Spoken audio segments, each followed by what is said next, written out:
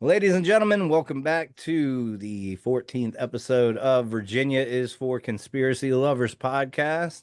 I don't know if you can see on the screen right now, but our boy Daniel is back. We thought we lost him for good. I almost put out an Amber Alert on him, but he's back. Um, and with us today we have Norman from South Africa.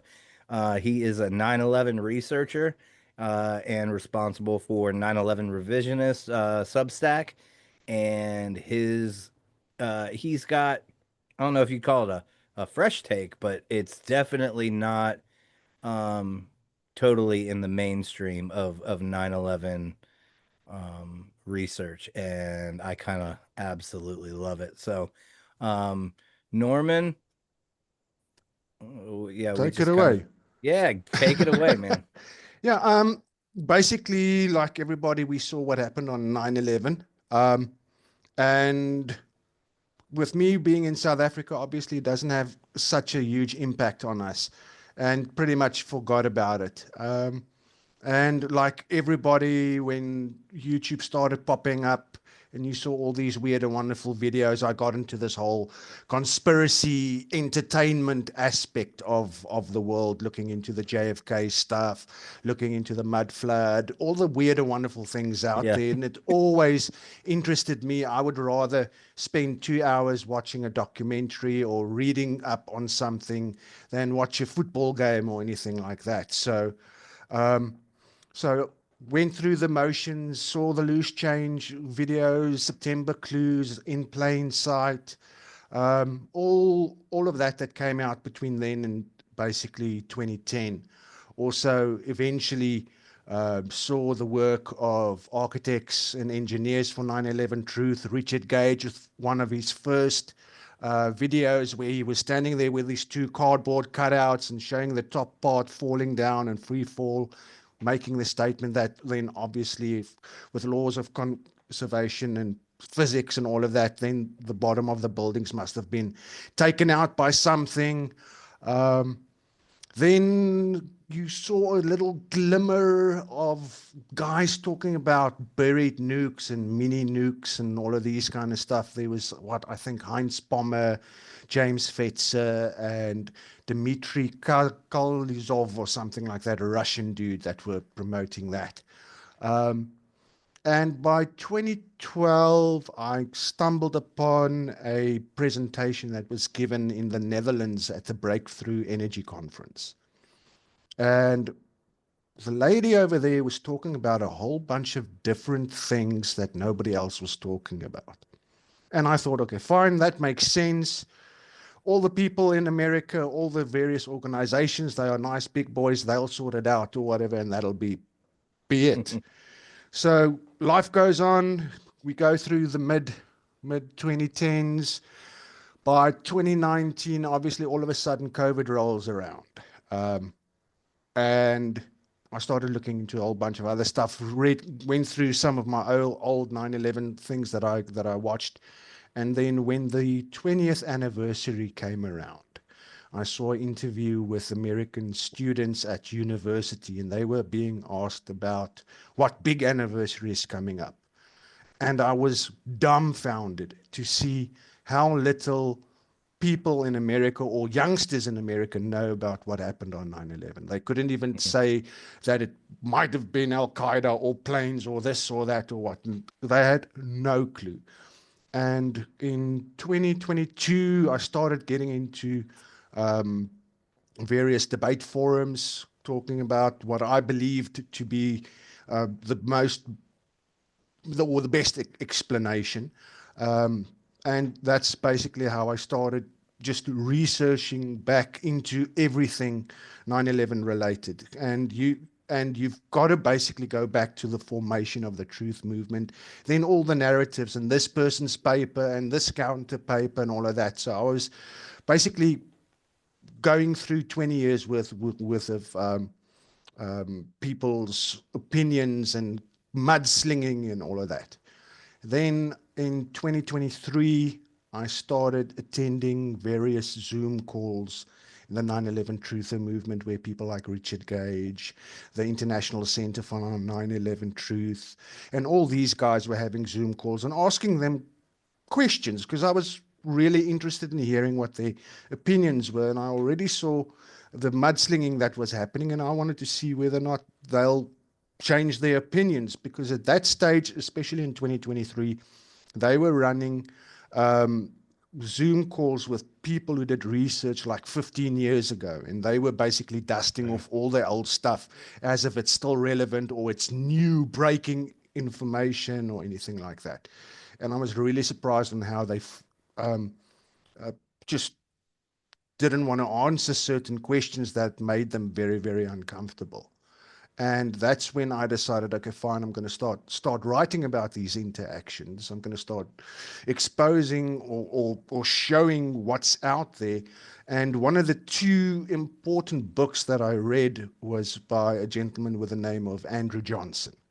And he was basically involved in the 9/11 Truth movement. He was initially um, approached by Stephen E. Jones to help Okay. him do some um, PowerPoint slides and all of that.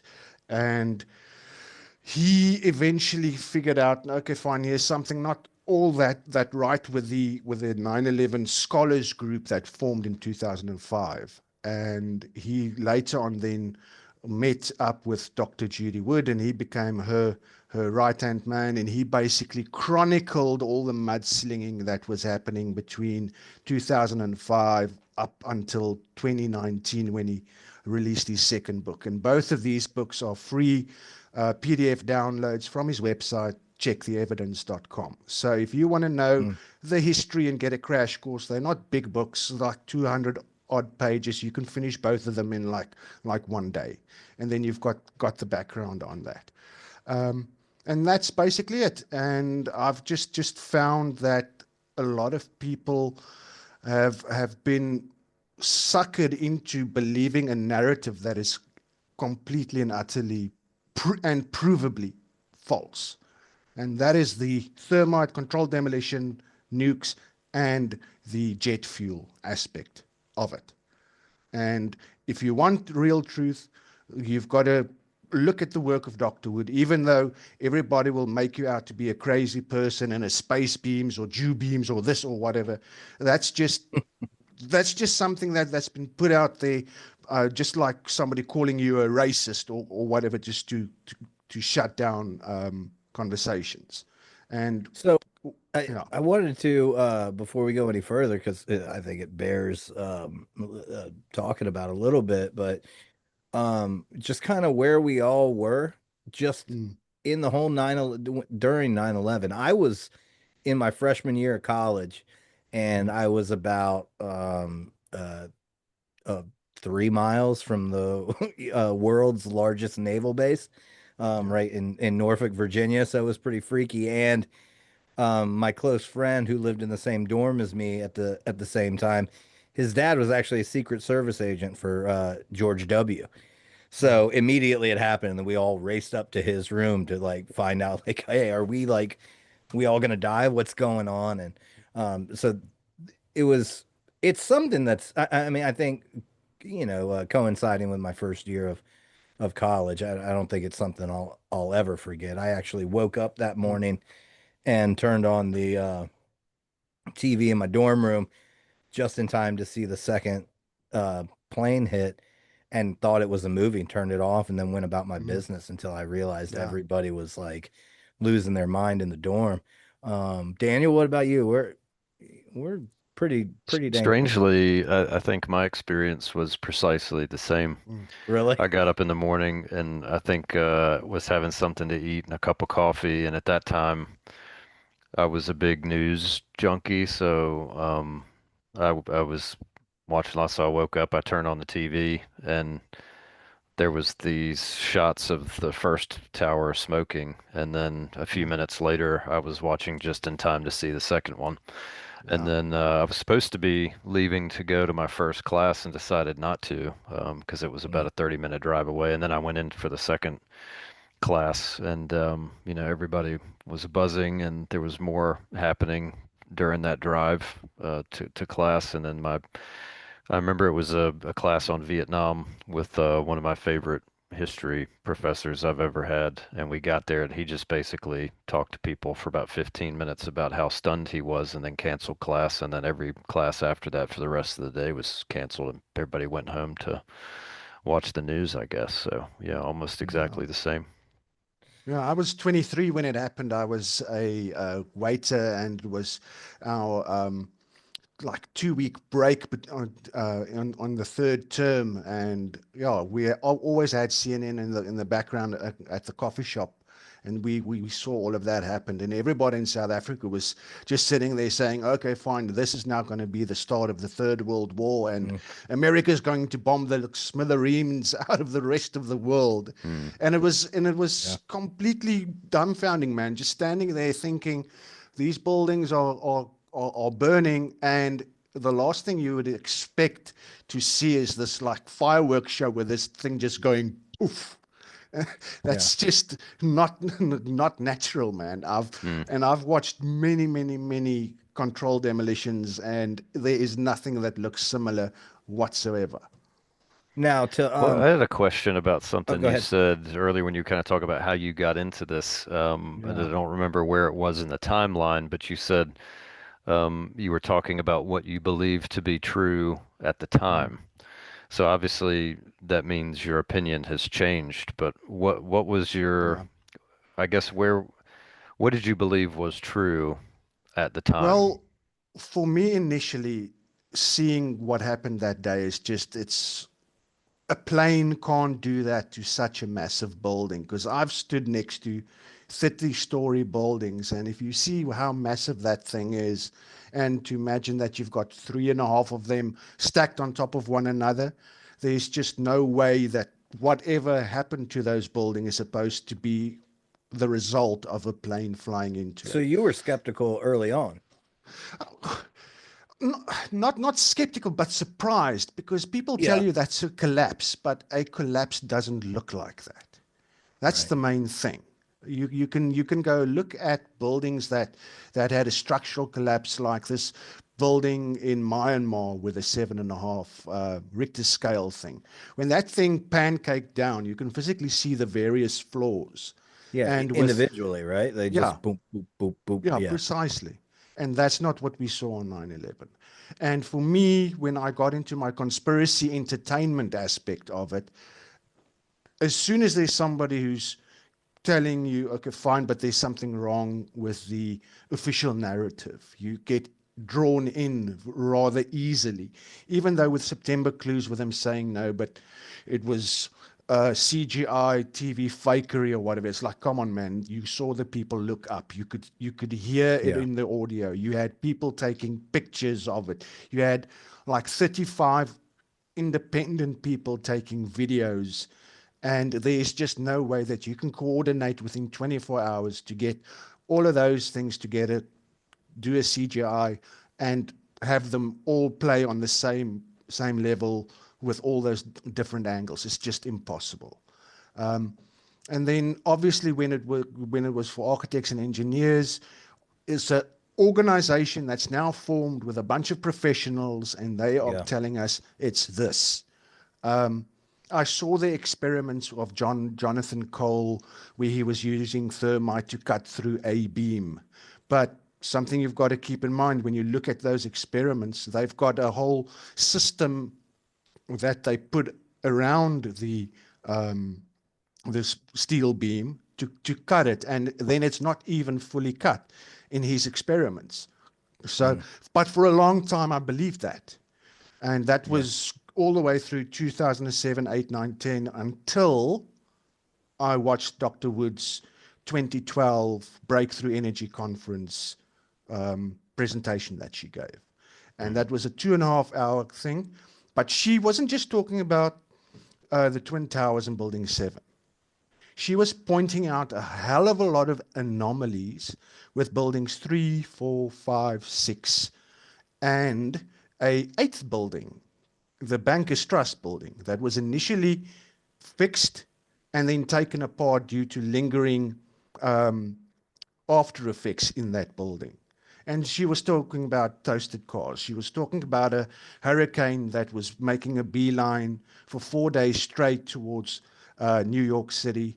And no, it was hardly even mentioned on the news. Now, you Mm. guys know if there's a hurricane on the way to your Oh west yeah. or east coast or whatever, they make a huge fuss Yeah, about that's it all you for hear until it gets there. numerous Yeah. days. Yeah, There's minute by minute updates. Let me yeah, real quick just so that people know because I got a short little background yeah. in your research and whatnot, but I just want to make sure people kind of know off the top because I found it helpful in your Substack where you talk Mm, about the three or four different things that it could be, and that's one, the official narrative yeah. of terrorists hijacked planes, flew them into the World Trade Center, the Pentagon, and one Mhm. went down in Pennsylvania. And then the other one is the kind of conspiracy narrative that's the official narrative is not what happened, and it's explained with this controlled demolition that you're talking Yeah, about.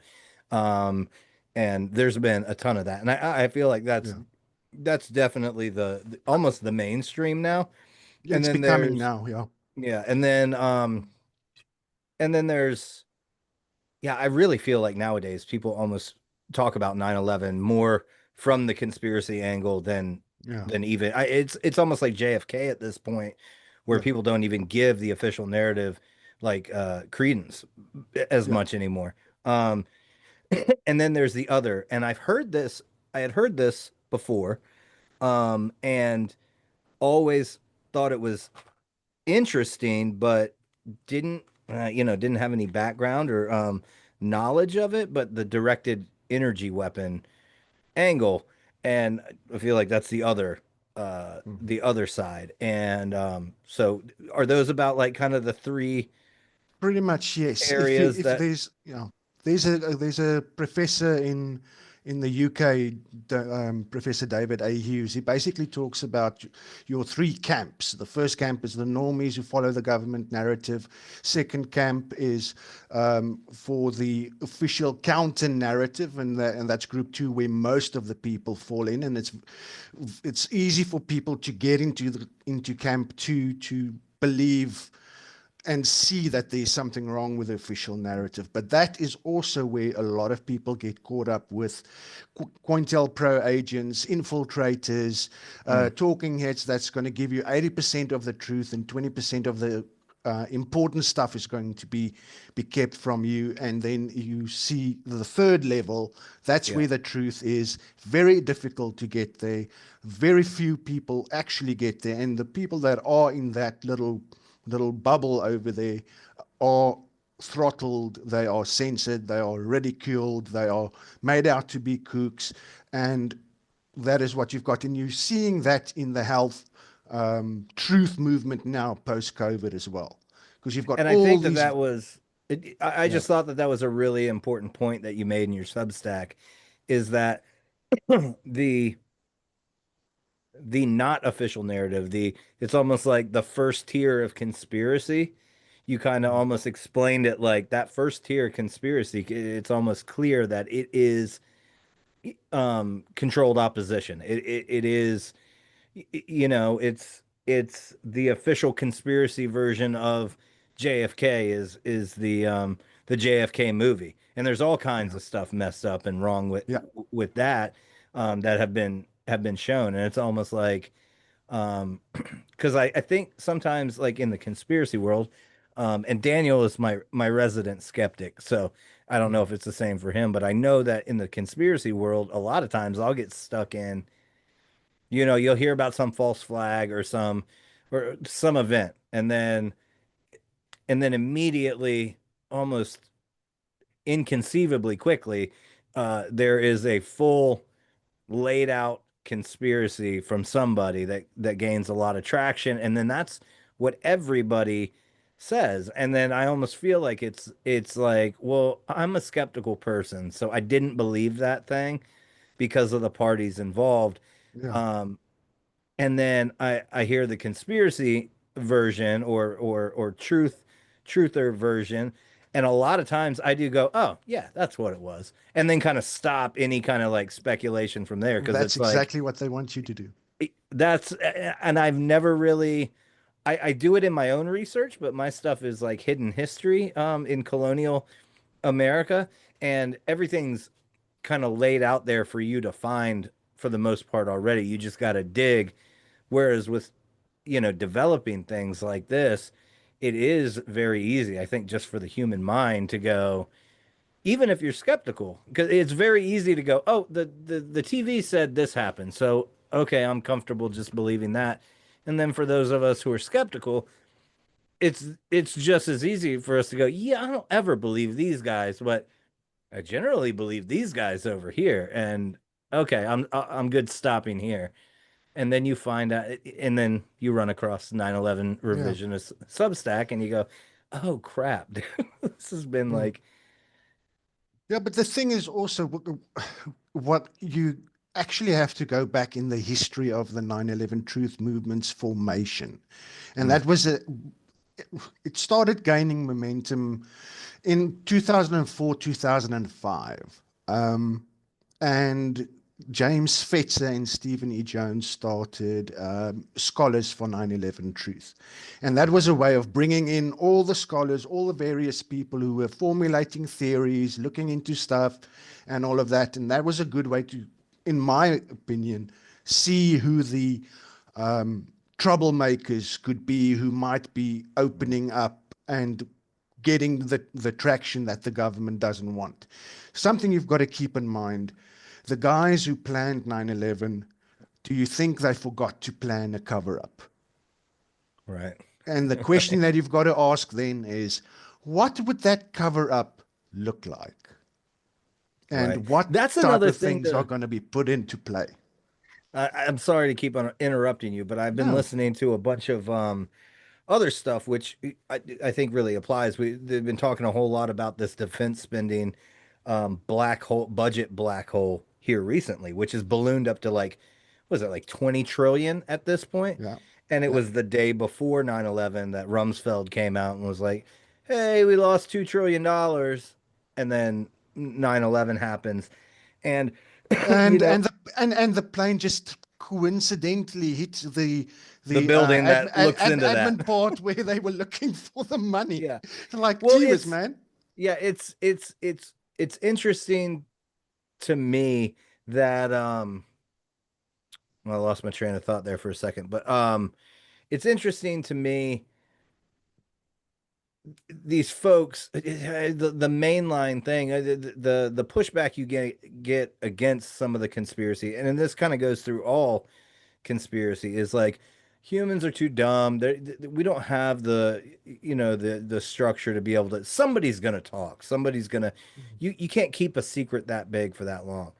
Well, if a government or just one department of a government can lose $2 trillion, not only have you figured out a way to keep that a secret because we didn't know about it until you said it, and then on top of that, somebody's got $2 trillion of of petty cash to do whatever they need to, in my opinion. I think the fact that he said that we were missing 2 trillion goes just as far to explain how any kind of cover up happened as it does a reason why there needed to be a false flag or a cover up. It's you lost the money, okay, you cover it up or this event happens, but on top of that, well, you have $2 trillion to, and there's been all this talk about a possible breakaway, defense civilization. I mean, that's what you would need. $23 trillion would, you could have a fully functioning separate navy and military. Anyway, I'm going Yeah. way off. You go back, go That's back. that's exactly what Catherine Austin Fitz was talking to Tucker Carlson about. And That if might be you who can I was. remember, Yeah, when she was mentioning this breakthrough civilization and the underground uh, dumbs and basis. Yeah, all bases and all of that kind of aspects, she also talked about breakthrough energy. She yeah, mentioned the fact that they could basically use this breakthrough energy technology And she referenced the 2012 Breakthrough Energy Conference that friends of hers actually organized, and she was present there. Andrew Johnson even spoke to her at that conference, and she forgot to mention, and she said people should go look for it online. And she mentioned this breakthrough energy. If you've got a rogue state or whatever, then they can use that, and they weaponize it. It can be devastating to the world. And that type of technology is what Dr. Wood ends up surmising with a book, is saying that such a technology was used to disintegrate those towers on a molecular level. Now, Without heat, can you give us without, the cliff yeah. notes of a directed? I mean, for Daniel, he probably I get it Mm, completely, but Daniel, yeah, Yeah, he's a right. little You dense. don't. Um, yeah. but No, okay. kind of just With the nuts and bolts of what a directed energy. Well, there's different types of directed energy weapons. You've got kinetic directed energy weapons. You've got a hologram as a type of directed energy weapon. You've got Okay. lasers. You've got all these things. There's different categories, and something that Daniel might want to go watch is a interview with Colonel John Alexander Uh-huh. August. 2024, where he was talking to Sean Ryan. It's a long podcast, 5 hours, and he was talking about all the weird technologies that they were developing in the 1980s. And all of this basically comes back to Nikola Tesla. Nikola Tesla had a way of basically creating a static field with his Tesla coils and all of that, and he could levitate metals. He could make metals disappear. He could make metals split. He could get metals to glow white hot, and it's cold to the touch. All these weird and wonderful stuff. Oh wow. And then by the 1970s, a Canadian self-taught tinkerer that was getting a bunch of ex-Navy equipment from Goodwill and all of that, he started trying to replicate Nikola Tesla's work. And he managed to do exactly the same jellification of metals, levitation. He levitated a cannonball. Things were glowing white hot. And in the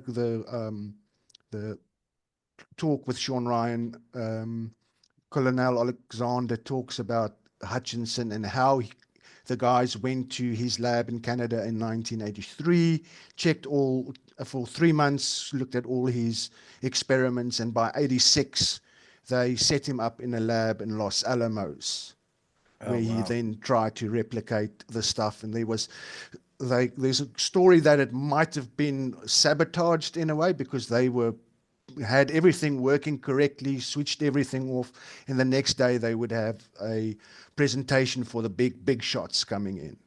And then Yeah. for one other reason, the power source in the wall didn't work, and then there was a huge scathing article written about him, and he was made out to be a kook. And also in the But 1980s, they there do was their a due diligence. He wouldn't have ended up at Los Alamos.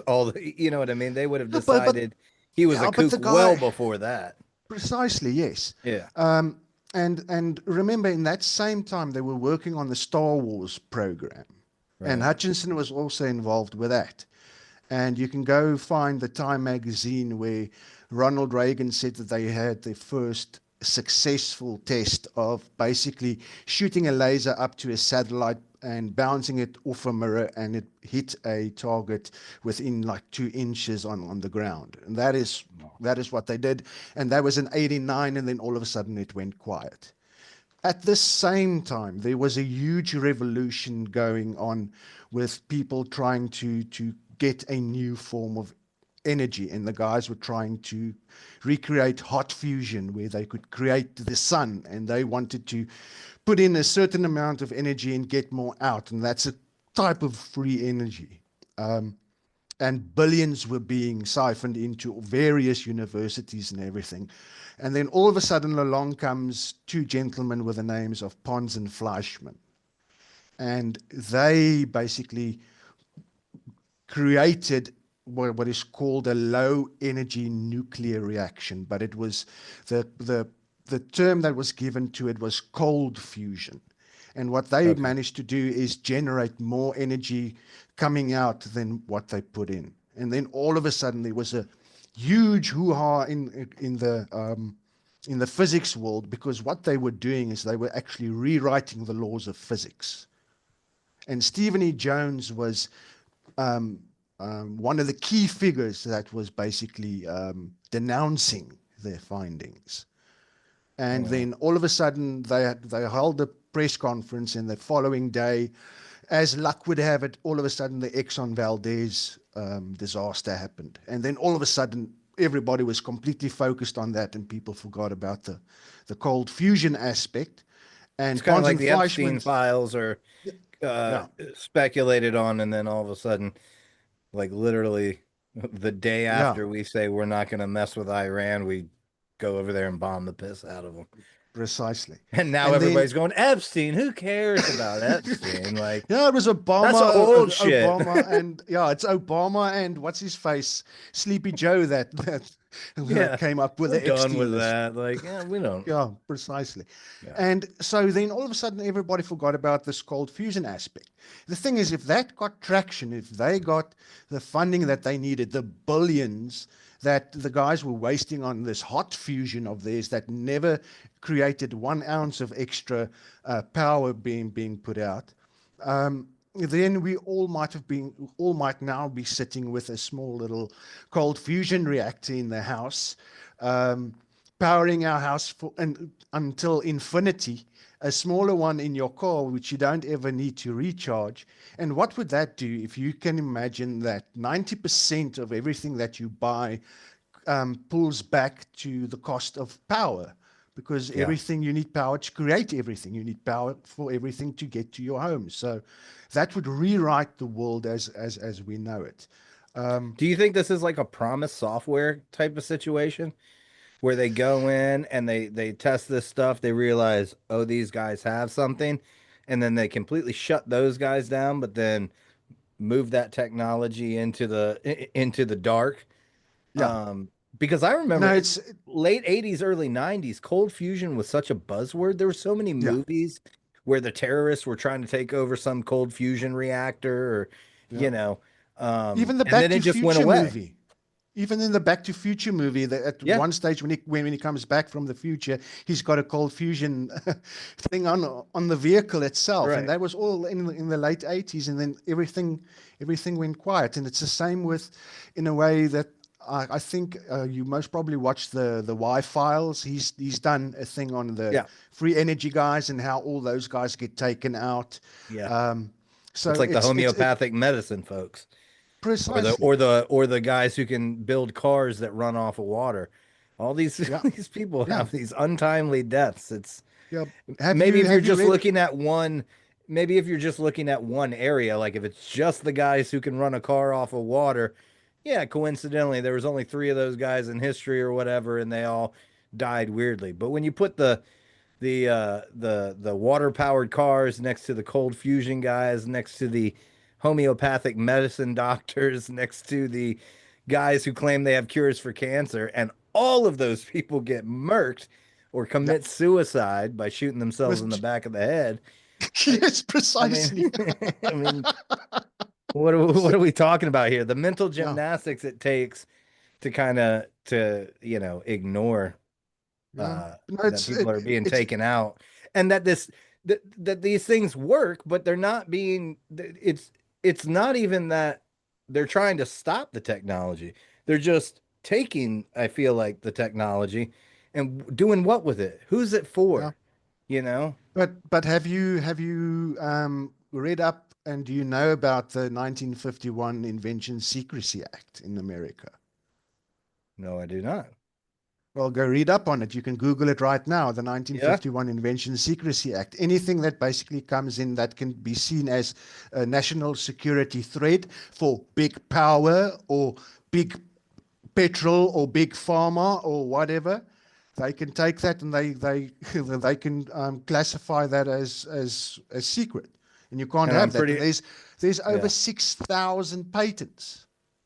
And I'm sure I'm sure the rules or the list of what is considered a national security risk is pretty ambiguous. Just like, Precisely. Patriot Act stuff. Yeah. They can spy on you, they can hold you indefinitely without with very little evidence, because when you have these big overreaching policies like that, anything can fit into that keyhole. You know what I And mean? do you know If it's who worded wrote the properly. Patriot Act? Who? Sleepy Joe. Oh, that's right. I did. I forgot about that and heard about it again in the last few years, and that was that was Yeah, pretty it mind was blowing. they just changed a small little bit of it or whatever, and then rolled it out. Yeah, It was insane.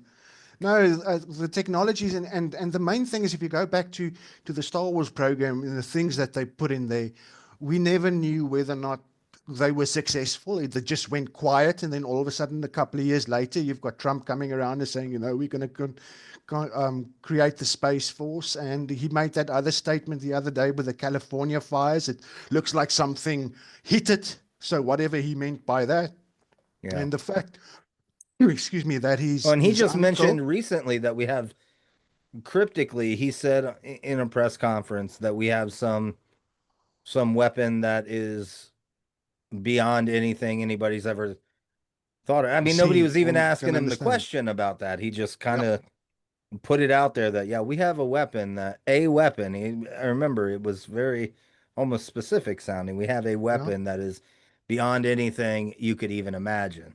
Yeah. You don't know if And that's, hyperbolic, or if he's but referring the to thing is, exactly that. the US military has been working on directed energy weapons and stuff from the late 1950s.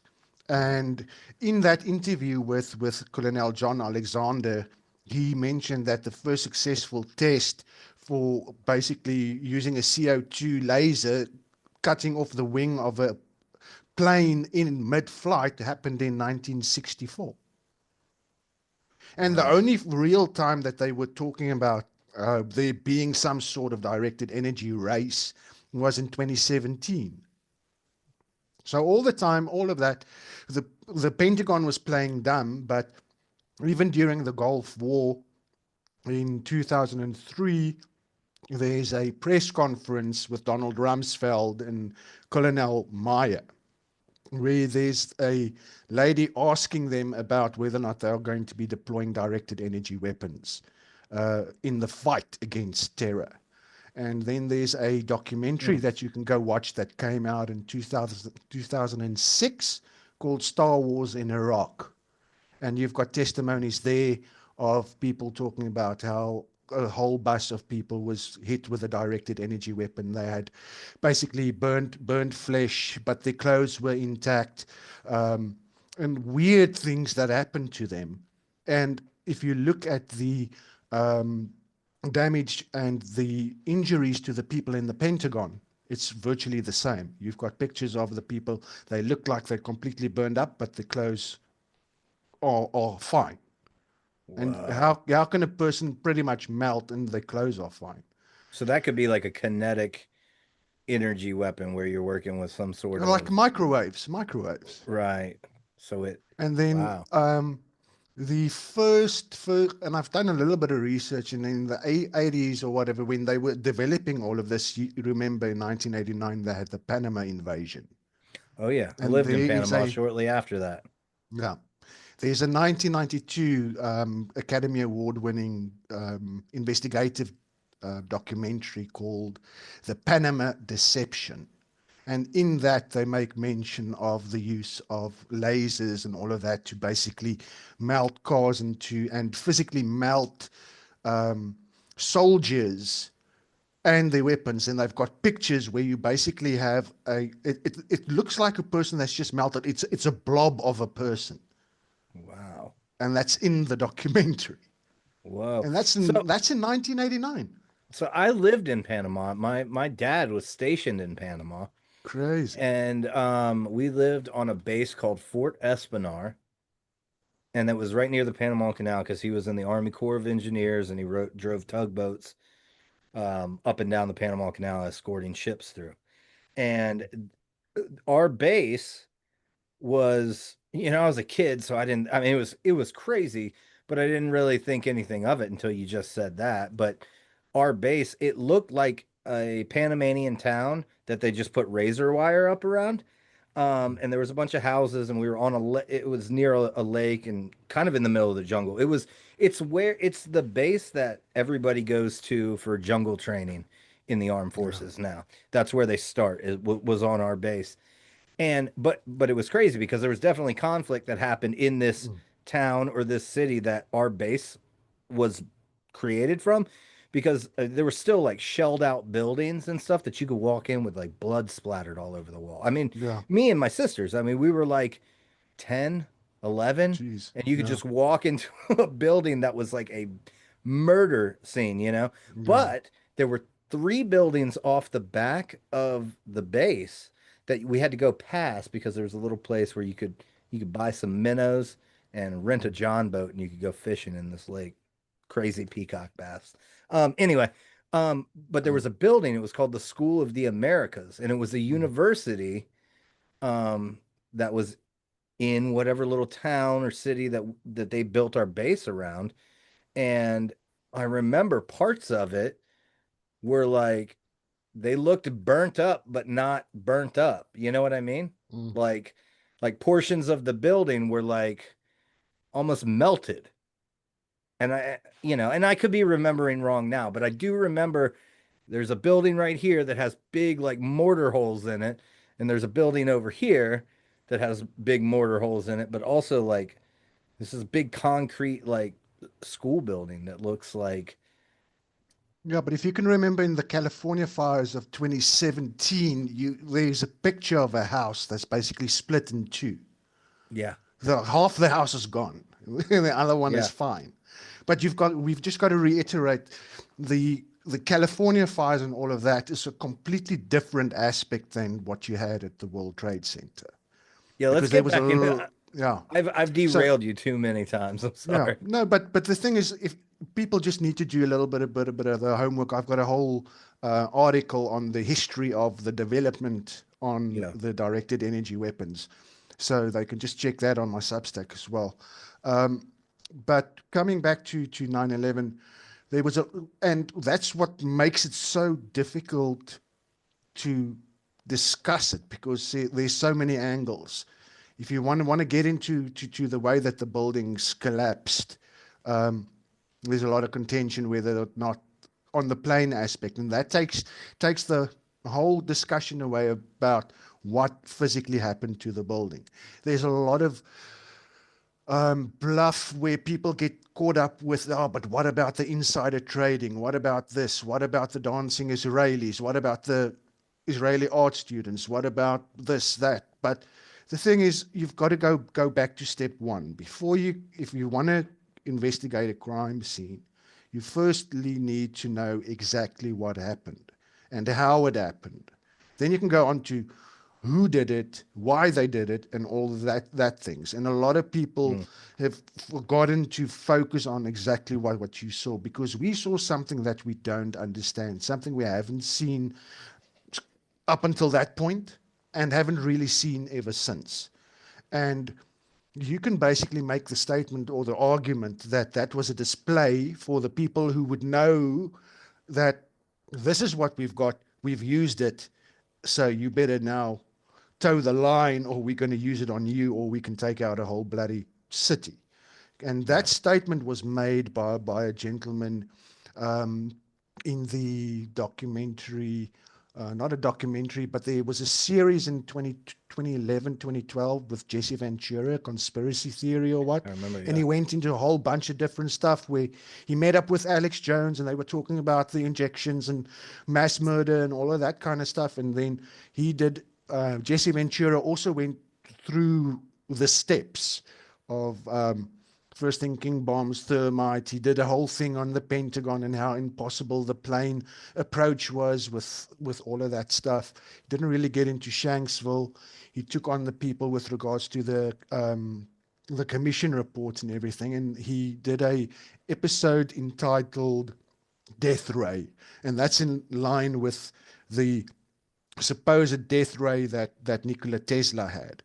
Right. And he was talking to a gentleman from NASA, who said, well, I worked on the Star Wars program. They did perfect it. They've got stuff that can basically turn a building and a city into dust. And strangely enough, 2 days, around about 24 hours later, the guy put a picture on his website about it, and a day later, he died of a heart attack. Died of a heart attack. And then in the same um, document episode, they talk about the experiments of Hutchinson and that, and there was another gentleman with an Lieutenant Colonel Thomas E. Bearden, and he did a CNN investigate, or he was part of a CNN investigative report that went live in 1985, where he was talking about RF weaponry and interferometry and scalar waves and all of that. Again, Nikola Tesla work. And they were talking about how they had satellite videos of the Russians doing research and using some sort of weapon that's like a nuke, but it's not a nuke. It can extract energy from a distant point, and it can also concentrate energy to a certain point and then cause what looks like a cold explosion. And that was in 1985. And now, fast forward to around about 2006, there was a gentleman from the UK who used to have ties with MI5 and MI6. And he was talking about his grandfather that was also in the security intelligence and all of that. And they were talking about how the Soviets, the Americans, and the British were using some sort of scalar interferometry type stuff, and they were dustifying buildings of 25 stories. And this guy, that was an interview that he did on the radio. Around about, I think, a month or two later, he ended up going to do a seminar, and he wanted to talk about who killed Bobby Kennedy and all of that. Mentioned that he's feeling a warm feeling against his head, and he ended up keeling over dead in front of everybody mid seminar. At the same time, as he's keeling over, a guy gets up, starts walking out. Somebody follows him. The guy's whistling a tune as he's walking around, going on the phone, and as he's climbing into a car, he's laughing his ass off. and at that same and for a while, strangely enough, the first person to make any type of connection to directed energy weapons, talking about research done by the Soviets and what they were doing, was none other than Christopher Boylan, the man who solved 9/11, and the only thing that he basically talks about is it's the Jews, it's the Jews, it's the Jews. But hello, that's another distraction, because he never talks about he only mentioned that in 2002, and then he double backed on that. And in 2002, David Icke wrote his book Alice in Wonderland about the Twin Tower attack, and he also referenced directed energy weapons. Now, and then Dr. Wood came out with ended up decided, she saw the problems with the NIST report, and she then filed a request for correction to NIST, where she said, okay, fine, sorry, but this isn't right, this isn't right. And that in turn made her a whistleblower. And I think it's the Smith-Mundt Act or something like that, she was then able to, and I might be wrong if it's on the Smith-Mundt Act, but it basically said that she was then a whistleblower, and she could then sue the 23 NIST subcontractors for science fraud. And she wasn't the only person who was suing NIST in 2007. There was another gentleman, and people don't really know about him, and his name is Dr. Morgan Reynolds.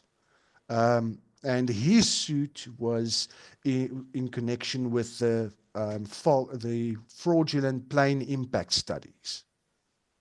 Okay. And he had an affidavit by a professional CIA pilot, John Lear, who was the son of the guy who developed the Lear jets and all of that, I think. and he held records for flights around the world, and he basically set out exactly what was wrong with everything there.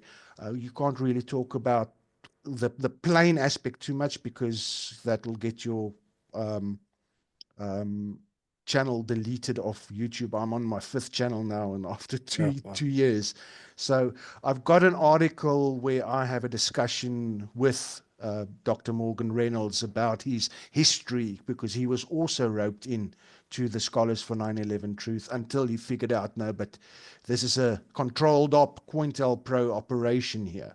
And he then broke away along with Dr. Wood and more Andrew Johnson. So go have a listen to the conversation that I had with Dr. Morgan Reynolds on the 4th of July this year. Yeah.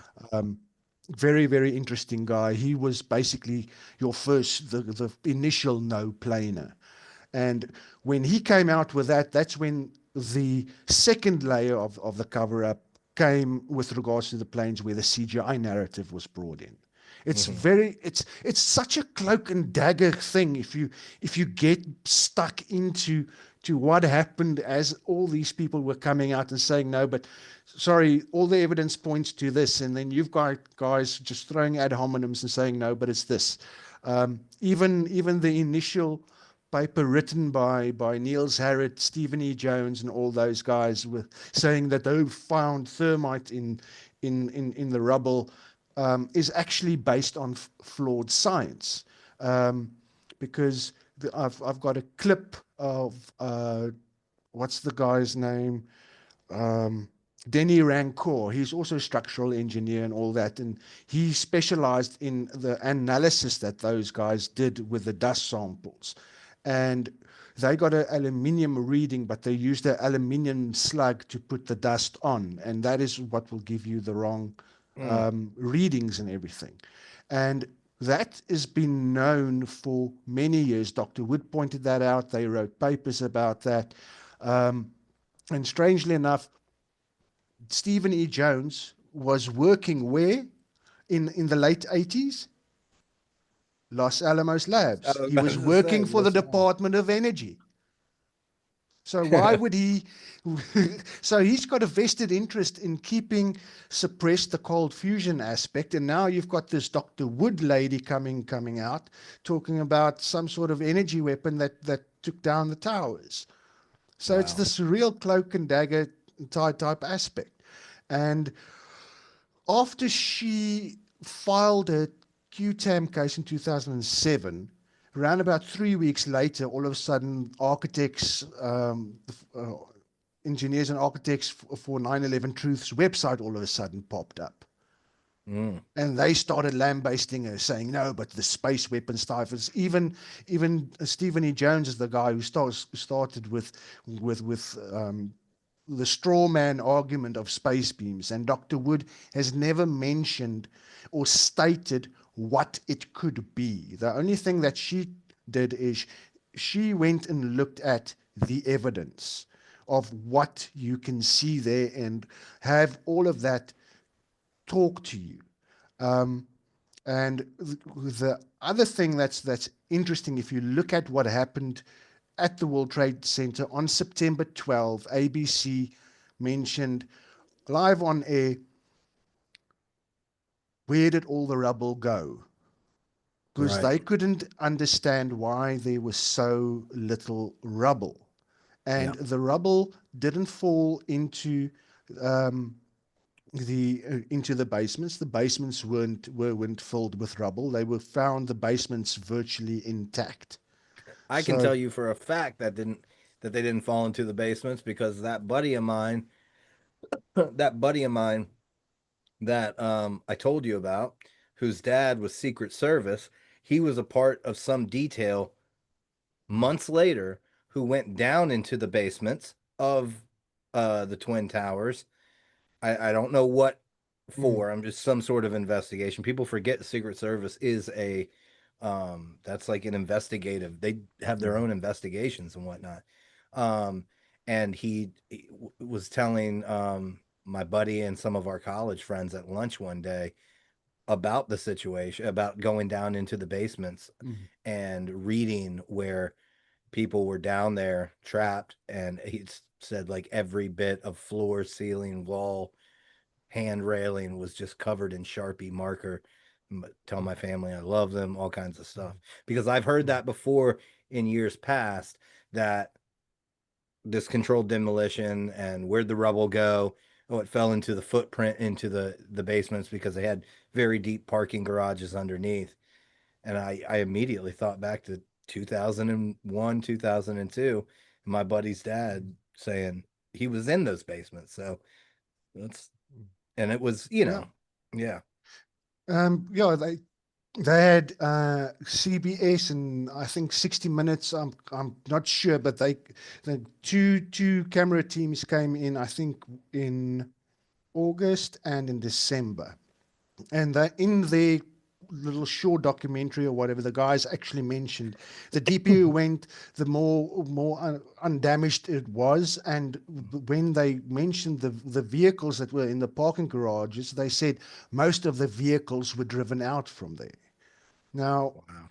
the thing is, if you look at the pictures, maybe we should bring that up Yeah, so that I dude, can show share you whatever you guys. want.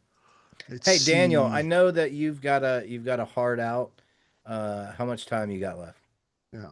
I'm good for, you know, probably another 20 minutes, 30 minutes. Okay. Are there any questions you've got for Yeah, Norman please, before dude. you leave? We'll keep I going. don't have any Yep. questions yet. I'm just thinking about this energy weapon thing. I was trying to think back if I've ever come across anything like this other than Mm, just hearing it sort of broadly. But I remember, and I don't remember if I read it or if I saw it in some sort of spy documentary kind of thing. There was a man who was assassinated at a restaurant in Washington, D.C., presumably by a weapon that didn't leave any mark on him. He slumped over the table at dinner, mm, and a person sitting at an adjacent table had some sort of weapon in a violin case mm, that had projected something and killed this guy. So you could just sit down next mm. to him somewhere, point the thing in the right direction, and over a period of time, that person just dropped.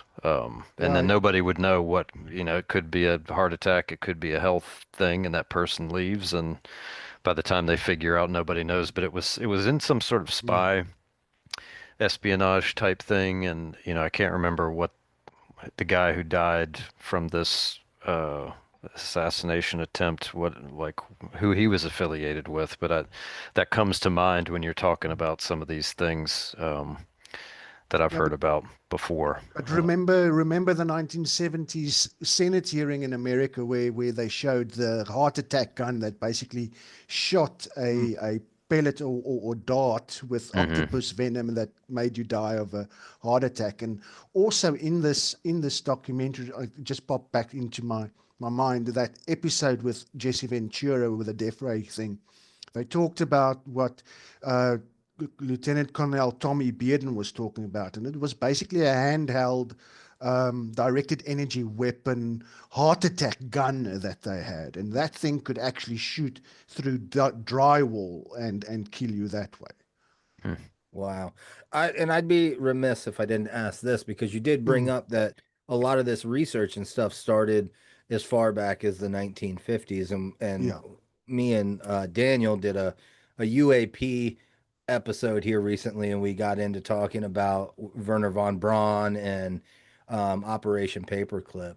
And it yeah. just seems that, yeah, I mean, I know we just went through World War II, and of course we're going to beef up, defense spending and research and whatnot. But have you found any of these paperclip Nazis um, in this kind of milieu of these directed energy weapons? I It I think seems like they're, you most of know, these guys are black ops, but the thing is, okay, if you know about Paperclip, then you obviously know about Serge Monast and his whole yeah, Project Bluebeam yes, revelations that he had.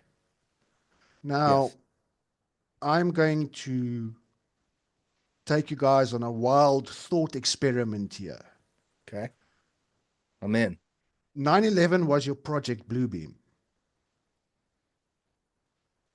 and the UFO guys don't want to go there. They don't want to talk about the same technologies. Even this Ashton Forbes guy with his fake orb video or whatever, he's talking about Yeah. all the technology. Stephen Greer, um, he's been asked in 2015 about the directed energy weapons. He talks about low energy nuclear um, reactions. He's talking about scalarimetry, all of these things. Even Bob Grenier from the Martin Fleischmann project with his vortices and all of this. He's at least, Bob Grenier is pro Dr. Wood, but even Greer, all these UFO guys, they never talk about or relay back this free energy aspects that they've got with Yeah. levitation and all of that back That to should kind 9/11. of go together hand in glove. And I would Yeah. imagine a technology that can focus energy in whatever form, directed energy, Mm. you would imagine it would be along the same lines of being able to propel something, some sort Yeah, of but there's to there's help in another propulsion. gentleman there's another gentleman from the UK, Mark Conlon. He writes under the name of 9/11 Planes Research. He's also on Substack, and he's been researching everything plane related on 9/11 for the last 15 years. He's got patents of such technologies for holographic projection, but he calls it's the correct terminology for it is 3D projection techno 3D volumetric projection technology. It's basically a technology that can show up on radar and Oh wow.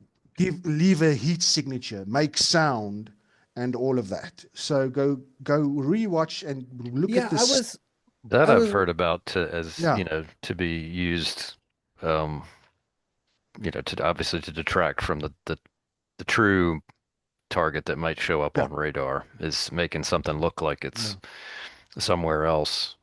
well, And that came up recently, I think in one of those interviews Lou Elizondo did with maybe even on Joe Rogan's podcast or somebody Mm. else's, because I've listened to him on a Yeah, few talking about this UFO question, is that this yeah. thing exists, that you can make stuff look like it's make it look like something is there and it's not. and And not just some visual, of these, recordable.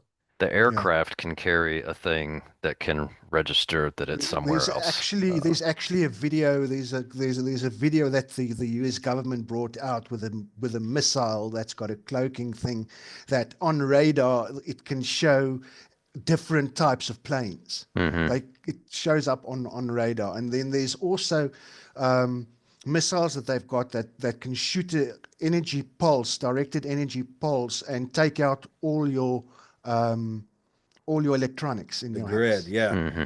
Well, and and they and Well, keep and that that's makes on sense with YouTube. some of those You can things about the find it on Navy YouTube. ships that go Yeah, dark, or nuclear sites that go dark, with yeah, supposed things. so I I think one of my was yeah. questions is oh, always, go though, when ahead. you're talking about these technologies and some people claim to have knowledge of them and they're out there, and particularly pertaining to 9/11, is why use something like that? You mentioned, I think, a little bit about why somebody Mm, might do that is to show someone else, right person that's paying attention, that we've got it. But mm. why not then use that at a later date to that Well, kind of dramatic effect? And I'm thinking about it, mm, Afghanistan and Iraq, and I think you referenced some people have said maybe it was used in the Gulf War in some places, but it yeah. would seem to me that if you had it, by now you would have had other very clear-cut examples of conflicts where it was time to bring that out because we cannot affect the outcome that we want in some other way. So we're going to demonstrate our Death Star super Mm, laser now, yeah. And that always makes me question is especially when you're talking about decades later. Yeah, We but I have think it, we talked somebody paying about attention knows what it is, but then we're just not going to use it. well, I think me and Or you they talked use about it and we this don't during notice the it. Hmm. during the UFO episode, me and you, and my point, we talked about something similar. Hmm. Like why haven't we used like this stuff from the 1960s or 70s now? And my point, I think, was we don't need it. We're still the big swinging dong like on the world's scene. At this point, I feel like most of our military actions are I I mean, we've all heard like the Black Ops guys and stuff talk about on interviews, like we could have ended Iraq in a week and a half. Yeah. You dropped 13 of us in the right spots and it could have been over. And when I hear something like that, it makes me go, well, yeah, we're not using everything we got. We're saving that up for when we really need it because most of our wars and stuff, they feel like a dog and pony show and a defense contractor's dream. You Money, know, money, money, it's money. yeah, it's a That's the lot of main money. thing. But not to cut Well, I you think off, about Daniel, but cases like let's take the most recent, maybe obvious one is this stealth strike on the nuclear facilities in Iran, right? right, with the same stealth bomber we've had for how long? I think this And one's a that newer one, but Yeah, but it's they, it's the yeah, same. but It looks the same. remember the first time that they actually used the stealth bombers was in 1989 in the Panama invasion. mm. That was the first rollout. Well, thinking about 9/11, if you were gonna use it and make it look like it was something else, and I suppose it depends on who you ask, because of course anything anymore, there's, two sides saying Mm, different things. Like, let's say that that strike was not successful, like supposedly this Pentagon leak thing says, no, we didn't mm, take out the nuclear facility. And there's satellite imagery, so they're still working around there, so obviously the thing's not obliterated. And Trump says, no, it's obliterated. That's irrelevant. But let's say it wasn't. Why not use the stealth to drop a bomb and say, look, this thing just took out the whole nuclear facility and not use a directed energy weapon to make sure you mm, got it done and make it look like it was something else that got it done, mm. thereby still concealing that technology, Yeah, but you need it to get the thing done because the other thing can't get it done. These are the kind of things I think about, yeah. like, why not, I you think know? to a certain degree, it's also because everybody knows we're the most advanced scientific country. And if you're trying to pass something off as some guys from the desert who took a hold of a plane, you've got to have a heavy, heavy backstory of that because our signature's all over it. The last thing that they want, I mean, they go through all this effort of a cover up. So the last thing they want is for anybody to go, hey, nobody else can do this directed energy weapon thing except for the US. And now they want us to buy that they're not the ones who killed their own people. You know what I mean? So that would be my idea as to why. But there is a big race for it. I don't know if you've seen the videos out of China that they are actually using lasers to cut down trees instead of having a guy climb up with a chainsaw. Of Hmm. course they are. The Chinese So, are always doing something rad. But sometimes I also wonder, I'm not very schooled. I know vaguely about what you sort of started with as far mm, as there's these camps, and these are kind of the broad theories. And I've not done a mm, lot of reading on the 9/11 topic. But sometimes I also mm, do think, not just about 9/11, but other things, is that sometimes the belief in a conspiracy can be mm, more convenient than admitting some sort of like horrible mistake or mm, oversight or undersight in certain situations. It's a lot mm, easier to go, something crazy happened as opposed to like somehow nobody noticed any of this stuff and then the thing mm. blew up in our faces. And that Yeah. probably shouldn't have happened. And we don't want to admit that. So let's make it look like it's something else. But you also need to look at the psychological warfare and the perception management that comes into play with everything. Because what happened after 9/11? What did you I was gonna hear say. on the news, on the day, the whole time? Collapse, Hmm. collapse, collapse. How did Hmm. they do it? No, it was due to high fires, and then the steel weakened, and then all of a sudden this thing just went poof. And remember the Harley shirt guy who was standing there just after the second tower went down? He basically explained how it happened. Hmm. So just go search on YouTube Harley Yeah. shirt guy and listen to what he was saying, and notice in the background there's a guy in a black suit standing there over him, like all worried, listening to what he has to say. And then the the interviewer keeps on talking about what's going on in the background, and then there's another guy standing there in a black suit with a face mask on, and he asks the guy, "No, but what do you do? What do you think about us, or whatever?" "No, I don't have anything to say. I'm just standing here and observing," or whatever. Hmm. Very strange comment for a gentleman just standing there. No, he's standing by, checking everything out. A Um, mass, a massive disaster. I'm just hanging out, yeah, seeing what this guy's talking about. I have no doubt that there's, other obviously like the original narrative is not true. Bullshit. I mean, there's too many examples of how this kind of mm, thing happens from remember the Maine to starting a banana war to, I mean, when COVID broke Gulf of out, you had Tonkin. the people that were like it's not real and the people that were like it's real and mm, deadly, but nobody was really willing to go down that was grown in a lab. Right. Very yeah. few people at the outset, and now that's kind of like the universally accepted and known narrative, right? Is that But you also have people. whoops, it got out. But you Um, also have people that say that there was no virus, no nothing, and it mhm. was basically just a psychological warfare operation. Because remember And look how something. good that psychological Yeah, warfare operation worked. There's still people wearing masks. yeah, There's still people in this country in their car by themselves. I pass them on a daily basis. They've got a yeah, freaking mask on inside their car. Like that's what I think. I mean, look at what happened. Look at the freedoms, and I mean, they're soft freedoms. I would mm, call them that we lost. But you look at the Patriot Act, and if that, yeah, I mean, I almost feel like something like the Patriot Act is the reason for something like 9/11. There's a yeah, long chess game to get to. We now have the ability to look at everybody's everything always yeah, and not only they were probably already doing it, but now we had everybody in the country sign off and ask for us to look at all their crap. yeah, I mean, it's yeah. control on top of control on top of control on top of For control. your safety. Remember, it's for your safety. And that's the one thing that you can look back in history. That is the one motivation that is common from the beginning of the world, control. Yeah, And how do we get the control? You can either do it through military might, but look, your Genghis Khans and Alexander the Greats of the world, that only goes on for so long before they're out of there.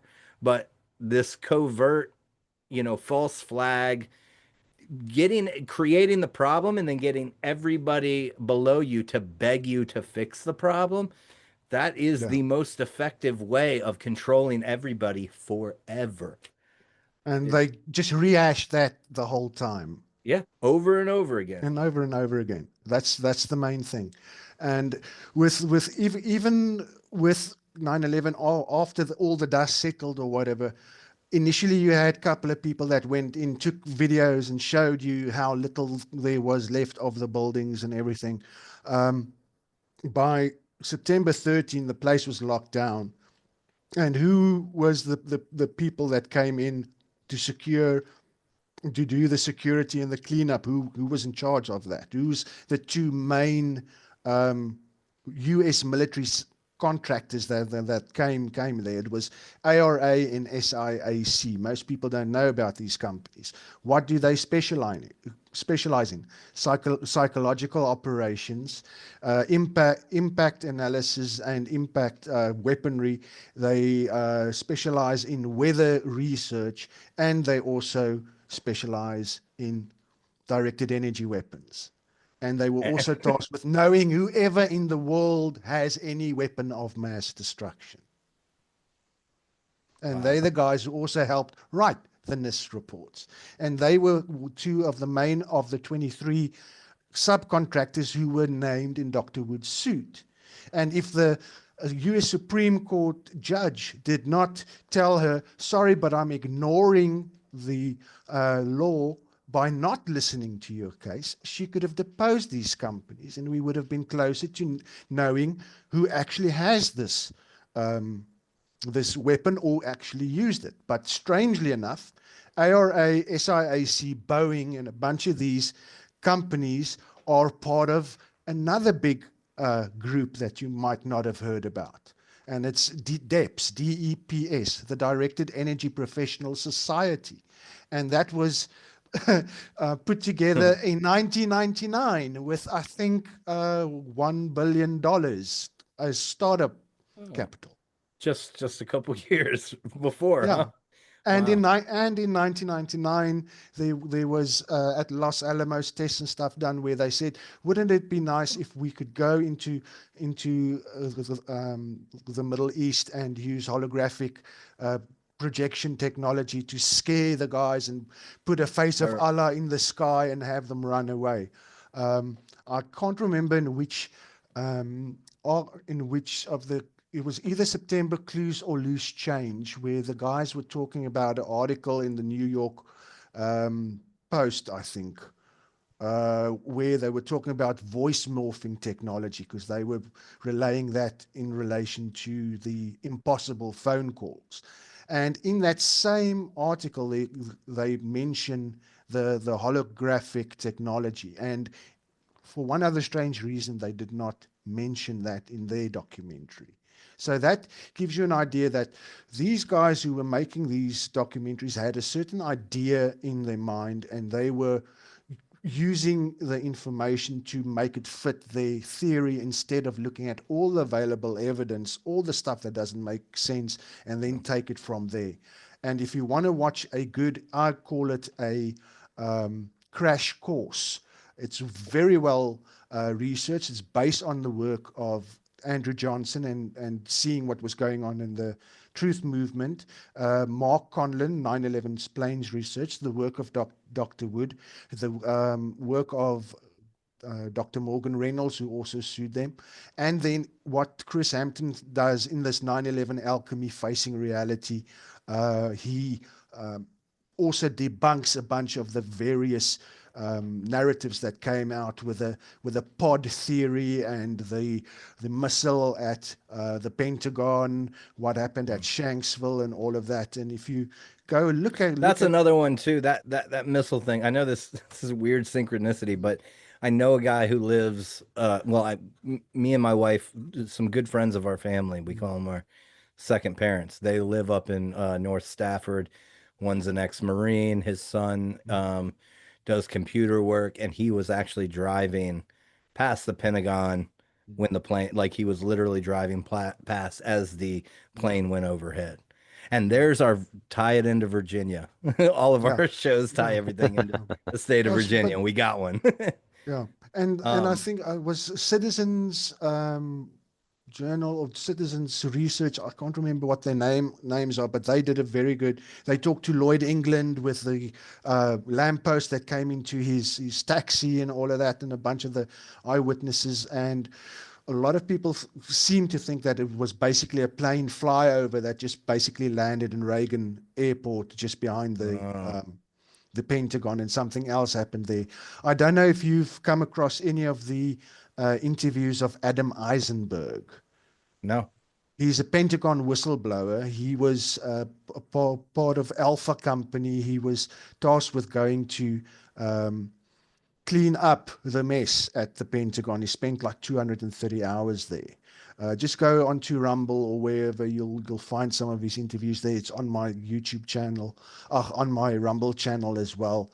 Um, and he says he didn't see any plane parts in the Pentagon Well, whatsoever. that I wanted to ask you or touch on it real quick because we went past it. But the whole blue beam thing, I did watch something recently, and it was from the guy, the architects and engineers for Mm, 9/11 Truth. yeah. But I think it could apply because he is he makes the case for CGI with the video of the second plane going through, but I think it could also apply to this kind They of they they push the remote control plane theory, well, which is so this impossible. recent one that I watched, he was going, it was pretty compelling. Uh, And there was somebody involved somewhere who I can't remember at all, but some guy who was involved with the government, very like I can't remember, but it was some sort of CGI thing. But Mm, regardless of if it was CGI or not, or if it was this projection hologram mm, situation, he shows the they slow down the video or whatever, and it shows the plane going in through the side, and then on the other side, you can see the nose come No, out. that's been debunked Oh, has it? Okay. in 2015 or even earlier than that, because that was basically a smoke ejection that was just Uh, a tape. ruse. The Okay. main guy who brought in the nose out aspect is Ace Baker. Now, Ace Baker is a video editor. He was also a musician, That that's and the guy that they were talking yeah, about, I think. yeah. Yeah. His documentary was an American Psy opera. That's his Okay. documentary that he brought out. And I talked to Dr. Morgan Reynolds about Ace Baker, because Ace Baker was involved with Dr. Wood and Morgan Reynolds, and he ended up, somebody paid him to make his documentary, and what he ended up doing is he muddled up everything, because what Morgan Reynolds was saying is the impacts, and there's no plane parts, and John Lear talking about a plane can't fly that low, that speed, because it just will break up. And especially on that aspect, go research flight 587, crashed in New York on November 12, 2001. Um, Ended up taking off behind another plane, got stuck in the turbulence. The guy overcorrected, ended up shearing off the tail section, tail part of the plane. And if that's gone, the plane can't stay in the air.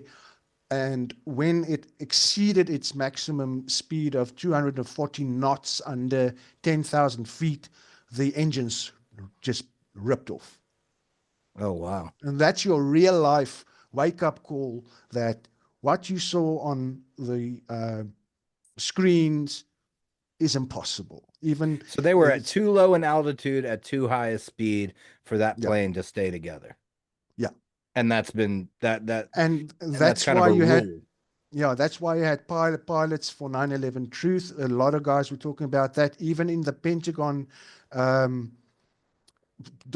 series or episode that Jesse Ventura did, they talked to an airplane pilot, and they've got one of Jesse Ventura's team that flew Cessnas, and they put him into a simulator, and he can't manage the approach at that 270-degree corkscrew drive that the guy did in um, 7,000 feet in 2 minutes, and the G forces won't allow that. And that pilot also says at 500 feet, 500 miles per hour at that low altitude, the wings would shear off. And the guys have been making these noises for how many years, but you still have guys trying to sell you the remote control plane Right. narrative. In 2007, I've got an article with a gentleman. I think it's because truth is stranger than fiction. To believe, Correct. to It was a sci-fi believe, movie. yeah, yeah. The things that make the most sense, I mean, just right from the beginning are the most, seemingly far-fetched. But, really, if you think about untrained guy, just from the official narrative, untrained guys, um, hijacking planes with a box cutter, and then performing these kind of elite pilot, not once but twice, um, maneuvers. That's more far-fetched And not than somebody intercepted. using a weapon that we know has been researched and most likely exists and has been used other places, and using blue beam technology, which we know was started decades ago. So it's got to be more advanced than what we know. I In mean, two, God, they in put Tupac on a stage for goodness sakes. I mean, No, but remember, you've got to go back even further. 2008 with Obama, um, before he became president, they basically uh, took shot a um, hologram into the of a lady into the studio, and she was talking to these guys about how this works and everything. And the guys who actually developed it said that they dumbed it down so that it looked like a hologram from the Star Wars movie, so that Right. people don't freak out about it. So if And they this was did done that where? and that was done in 2008 Okay. in the CNN during the election cycle, or the night of the election. You can still find that. Wow.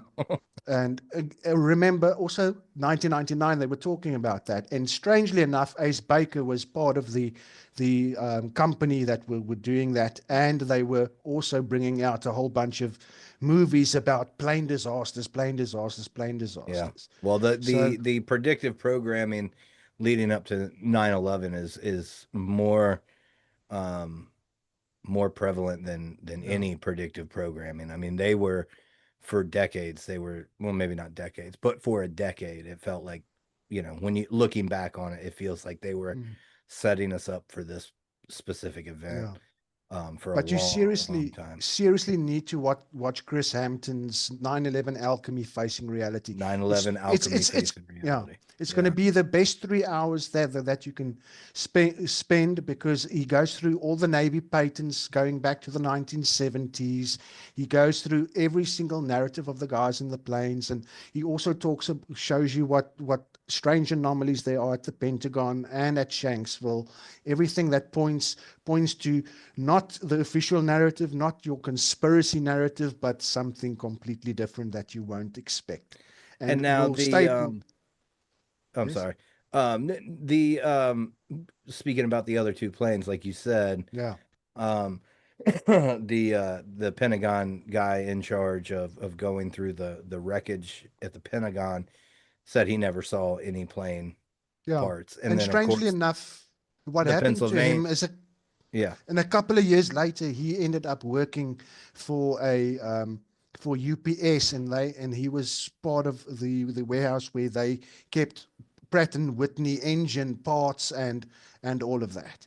And really. that is a way of him being pushed into a point where he's always wondered about that. Now he's working with this stuff, and when 2020 came around and all the craziness with that, he just decided, well, fuck, I can see this world is just going to shit. I'm now going to start making noise about this. And he's currently writing a book about that. And he's got a couple of suspects of who he thinks is in play, who was in play that day, and are currently part of Trump's administration. That was going to be one of my next questions to you is we've kind of got laid out the roadmap for directed energy weapons and your research as far as that goes. And the big question is who and why, you know, Mm, and I mean, the overarching, they is always mm. there, but who and what, who and why? Who do you think? I Well, mean, just before 9/11 happened, the USA was staring a recession in the eyes. And right, what better way to kick the economy back up is by starting the war machine? right, Because who profited? The guys who were doing the insider trading, the U.S. military industrial complex, and all the contractors and all of that, and then their shareholders. And Cheney had interest and I was where about to a say, bunch of different places. Halliburton So later on. That's a decades precisely. long money and grab. then and then all their friends, old Lucky Larry that made a 10 million, only 10 million of his own money that he put down for the World Trade Center, and he cashed out 6 weeks Right. later with 4.5 billion, or how much ever it was. Yeah. um And that's so an interesting thing too. The guy who owned the World Trade Center or managed it or whatever took out this strange insurance policy. yeah. How, I mean, it was like very shortly before, Yeah, right? very sure. Yeah, I think he took ownership ran about 6 weeks before. Then he made sure to get a uh, terrorist insurance on it, and it took That's something the like Yeah, and it That's was the biggest thing to me. something like, it took, I One think, of 10 them. or 20 different insurance companies to get all the money together so that they could cover the 4.5 billion or whatever that he wanted to insure it for, even though the year before it was only valued at 1.5 million. And it's also strange that that happened just after the the Port Authority lost their 10-year battle for the insurance companies to remove the asbestos, because removing the asbestos will cost you more than actually building the towers initially. And then all of a Wow. sudden, these buildings just go poof. So now you've got new prime real estate ready for development. The asbestos problem has gone away, and all these aspects. So it's very And you've difficult to got pinpoint billions. the real who the person is that pushed the button or gave the instructions or whatever. But we've got our suspects.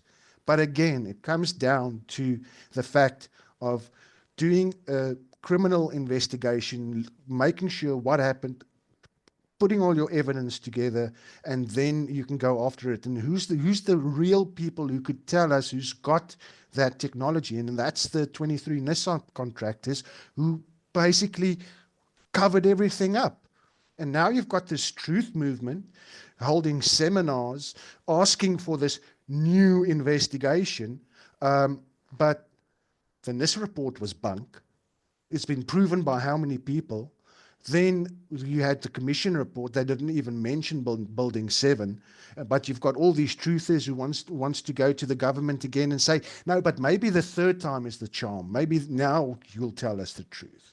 It doesn't work that way. And why are they not talking about the work of Dr. Wood and her empirical independent investigation that she did as a structural engineer, and man, she's got so many degrees behind her name, and she's the perfect person to have a look at this. But she's been put on. She's been cancelled. The main reasons for you, if you want to be on Architects for Engineered Truths petition, they do a vetting process where they check your name, your telephone number, your email address, and all your social media presence. And if you've ever mentioned anything about Dr. Wood specifically or anything no plane related, they kick you off. Really? And then the other nice purveyor of disinformation is what? Wikipedia, correct? Well, yeah, that's Okay, Wikipedia's she's on a block list on Wikipedia since 2010, and it was confirmed by the moderators of Wikipedia that she's on a block list. You can't write anything about her. You can go onto any 9/11 conspiracy website or whatever, try and change stuff there by putting in a link to her website or anything like that. I'm telling you now, within 2 to 3 hours, that link will be gone. wow. Wow. What's her full name again? Dr. Judy Wood. And Dr. she Judy. wrote the book, Where Did the Towers Go? 500 pages of just plain evidence that cannot be explained by any thermal or kinetic mechanism taking those buildings down. Wow. And she tried her best. She talked to people about it, but then the ad hominems came.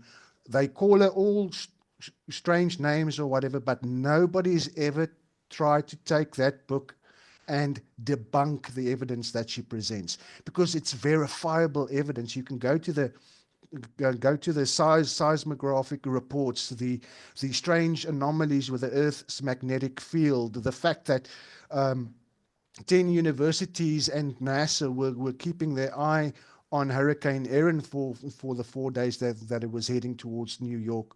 And then it stood still for 12 hours during everything that was happening. And later on that afternoon, after Building 7 dropped, it just moseyed on back into the ocean and dissipated a few days later. How does a hurricane stand still for 12 hours with constant wind speed, constant pressure, 500 miles off the coast of New York City. Nobody talks about it. There was actually rain and thunder reported at three of the smaller um, uh, airports in the vicinity of New York. And the only real mention about this hurricane only started on the 10th anniversary. Ronaldo Rivera, I've never even, Daniel, have you heard anything about the hurricane? No, it's No, I don't this is, recall Hurricane that ever coming Hurricane up in a Aaron. narrative ever. see, Hurricane Aaron. And strangely enough, there was a guy on the ISS who was flying over, and they were talking to him, and he's like, "Yeah, I'm looking down at New York City, and we can see the smoke billowing up into the air or whatever, and I'm looking up and down the East Coast to see if I can see anything else." But he doesn't mention a hurricane twice the size of Katrina parked off 500 miles away from New York City. How do you miss that? Hmm. wow, dude. Now, you think that was a What DARPA like cleanup crew? Hey, No, it's Dr. Wood talks about what happened at um, the World Trade Center as a type of field effect, because some people want to say no, but it must be some sort of ray from a from a satellite or something. right. But that's bull. She talks about the especially with the experiments of John Hutchinson. What he basically did is he created a static field, and what you have when a hurricane approaches, there's a static field in front of a hurricane because people can feel the weather coming. Yeah. And that's part of that static field. There was also a major electric storm on September 10th, the evening. Okay. So that air and everything was already Charged. statically charged. Then you had this clear, beautiful day where everybody could see over the skies of Manhattan. And it's also mentioned that these 3D volumetric projections need a clear sky. Um, and so that could partially be part of it, creating the static field. And then maybe if you've got these RF weaponry where as soon as they intersect somewhere, it opens up sort of a key that can then create whatever happens. Wow. Because you remember Independence Day, that movie where you've got the Yeah. alien ship and it beams down a thing and it just goes. But Yeah. I'm not saying that it was a beam, but it was something that caused the molecules, instead of um, attracting one another, they ended up repelling Yeah. one another. It's Because like what you it's see, almost like a microwave where it's cooking the moisture out from the yeah, inside yeah. to So, a and that, specific density or molecular structure of mm, that it is dialed into. That's why your certain plates and things like that yeah, don't burn up in your microwave, but your yeah, chicken cooks all the way through. yeah. It's kind of in my And dummy it's the brain, same, and kind it's of. the same with putting a egg in its shell in the microwave, and you put it on high for 20 minutes. What's going to happen? It's going to Yeah. go boom. And so is that egg a bomb? Because people were talking about all the explosions and stuff going off, but did you know that 1,400 cars ended up toasted that seemed to be burnt out or whatever, but you had whole engine blocks of these vehicles just gone, and Disintegrated. the car next to it is fine, and the car next to it is upside down. And they've Then, already, I mean, just even the alternative theory of the engineers for 9/11 truth and whatnot, they've already debunked the jet fuel thing. mm, There's no possible way that the yeah, fuel could burn hot enough to do the disintegration that yeah. was seen in 9/11, right? But the thing is, what they want to, the way that they try and explain the toasted 1,400 vehicles is no, but when we did our dust study, we found these microscopic iron spheres that's smaller Right. than the thickness of a human hair. And when this dust cloud came over, it basically then toasted these vehicles, had some of their engines just wilt away, but it didn't do anything to the people in the Right. And dust that's, cloud, yeah, that didn't they do pulled out of anything the to the rubble. Yeah. foliage. Right. And if that's the case, there have been buildings that have blown up in all kinds of different ways, and they've never found engine blocks disappearing out of cars and stuff anywhere Yeah, else. Like there's all these anomalies with 9/11 that they want you to believe it was a plane, which caused a pretty, standard explosion, which destroyed a building. Um, but they also want you to believe that all this stuff happened that has never happened surrounding any other kind of textbook yeah. explosion or disaster like that. Like But it's this like circular like yeah, conversation of like, well, how do you explain this anomaly? And they're like, well, because of this. And you're like, yeah, but if this happened, then this couldn't have happened. Like mm, what? And they just keep moving the goalposts yeah, in a circle. Yeah. yeah.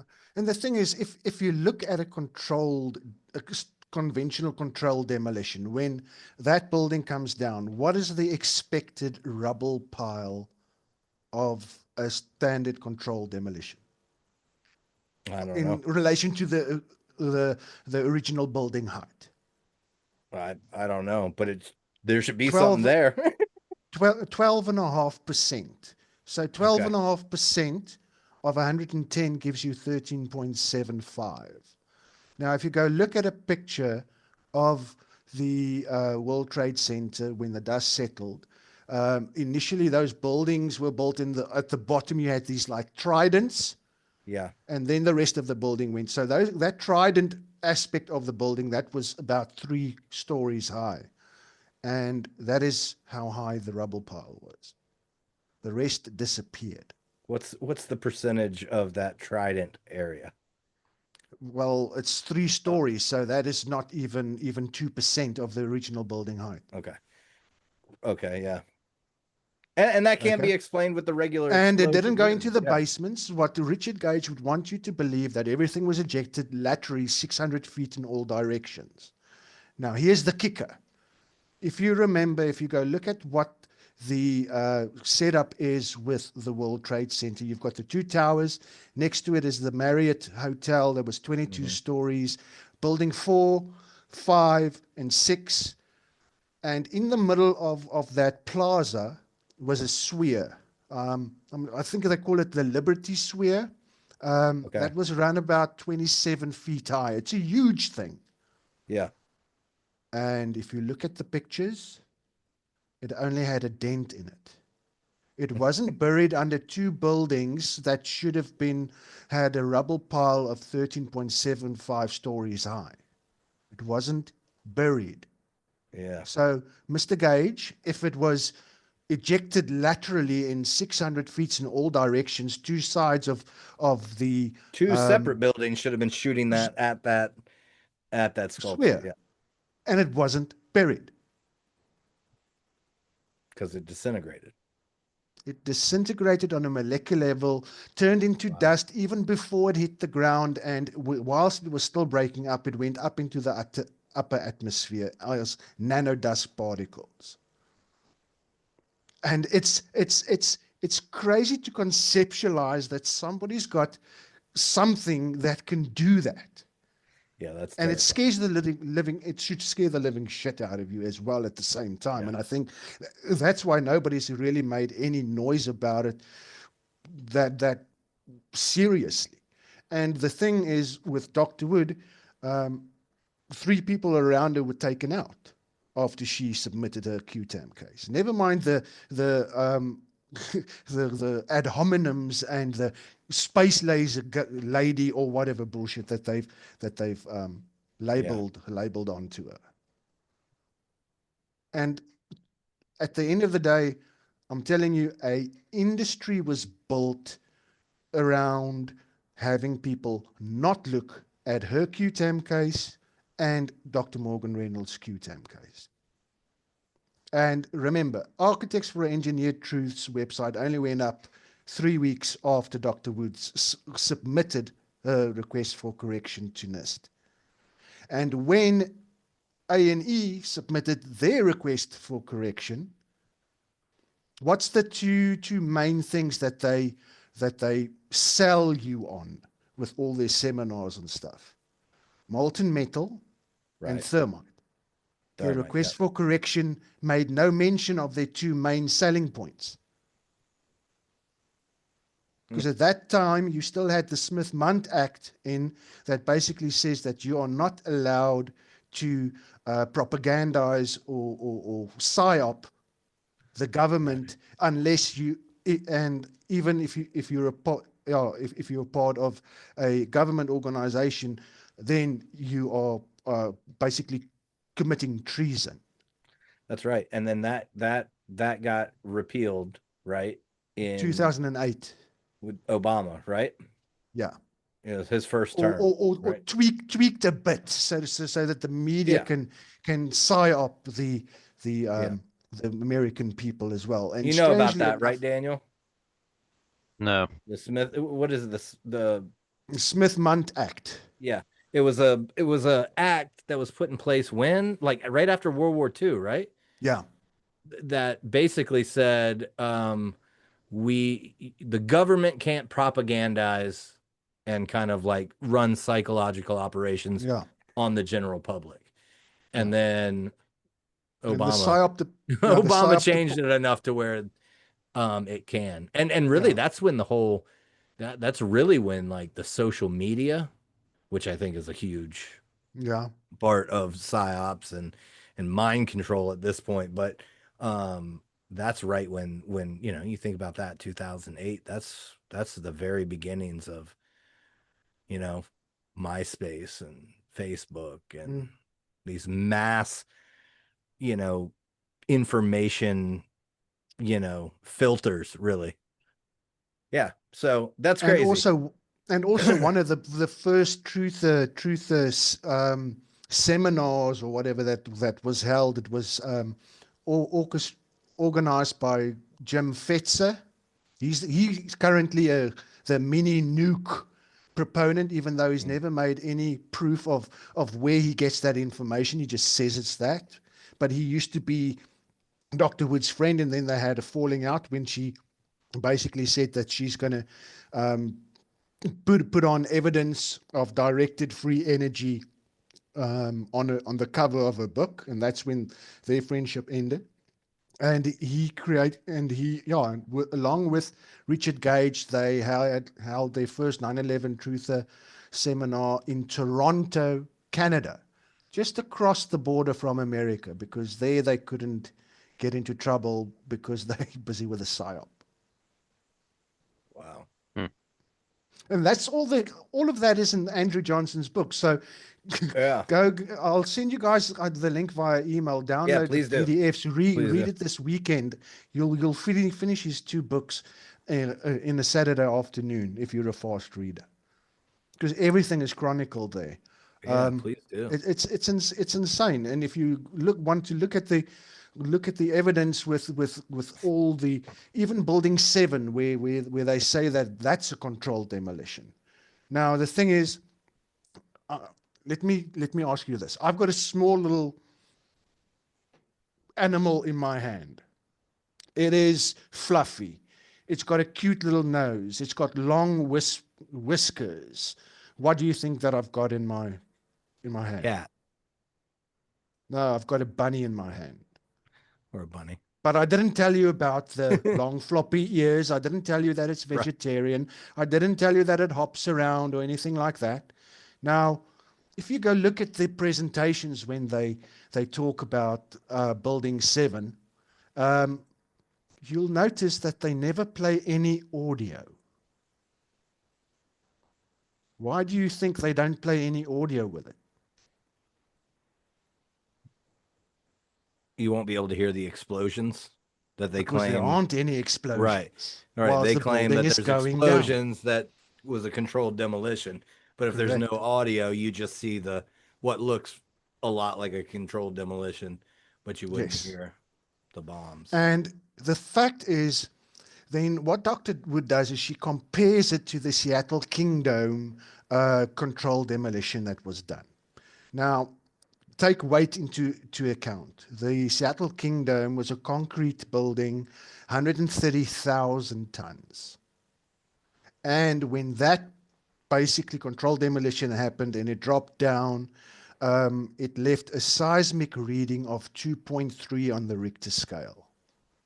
Okay. Now, Building 7 was a 47-story building where Seattle Kingdom was 20 stories high.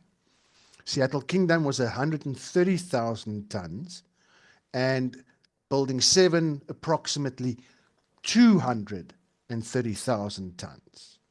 Now, what happens if that building drops down and hits the ground? What seismic reading do you expect? Bigger. And what was it? I have no idea. 0? 0.6. Jesus.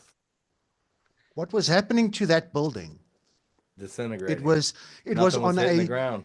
it was on a slow. You can basically relate it to your microwave that's on a slow cook, because that building had what appeared to be smoke coming out from the top floor to the bottom floor the whole day.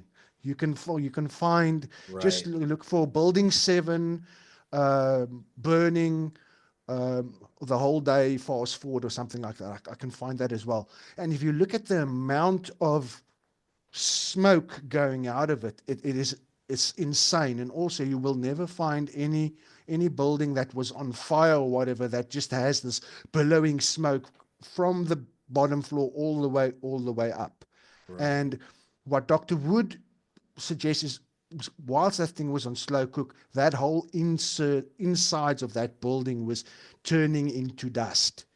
And by 5:20 the afternoon, it didn't have enough structural integrity left for the outside shell that was left to keep standing, and it just silently dropped down.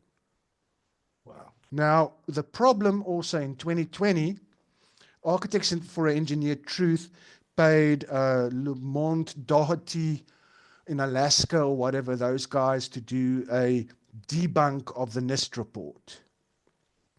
They used $316,000 from the over-trusting, truth-seeking donators to do that debunking study, which will prove to you that NIST's fire-induced collapse story is complete and utter bunk. But they don't mention the anomalous seismic reading. And that is something huge. Right. And when you look at the seismic readings for the two towers, what do you expect the two towers would be if their weight is 500,000 tons each? Something. Remember, Seattle Kingdom, Was 2.3 150,000 tons was a and 2.3, and building and 7 was 300,000 tons, correct? 250, 250. 250,000, and that was 0.06. Mm. And the two towers coming down, I have no idea. A 2.3 and a 2.1 in relation to a 20-story and a 16-story building hitting the ground. Wow. In 2021 or 2022, there was a Taylor Swift concert with the crowd jumping up and down. What seismic reading was recorded for that? Daniel, you got a guess? I do not. 2.3. So a Taylor Swift concert was a higher seismic reading than the Twin Towers falling, Yep. or equal And then to? there's another aspect with the Twin Towers. What do you know about the construction of the Twin Towers? Do you know that they were actually built in the Hudson River? What? Hmm. They had to burrow down 70 feet onto the bedrock to start building the Twin Towers. But due to the fact that it was underneath the water table, they had to build a dike around the whole complex, or Right. especially where the two towers stood. and they called that retaining wall the bathtub. Now, if you've got a 500,000 to 500,000 thousand ton buildings dropping down onto the ground, that's most probably going to damage it, because with one of the towers, that retaining wall was round about 70 feet away from it. And strangely enough, the bathtub survived. The basements survived. They were mostly undamaged. And if you had two 500,000 tons building crashing down, they would basically break that retaining wall, and the whole of Manhattan would have been flooded, because you've got those tramways or the railways that's underneath the ground over there. But that didn't happen. When was the bathtub actually damaged? When they brought in the heavy moving equipment to remove the rubble. So heavy moving equipment damaged the coffer dam or whatever it was. Yeah. But two gigantic buildings falling down on it didn't do that. And then with building 6, you can remember building 6 is that building with a huge gaping hole in the middle of it? Yeah. The cookie cutter. Now, that building was high, how high? 8 stories. Okay.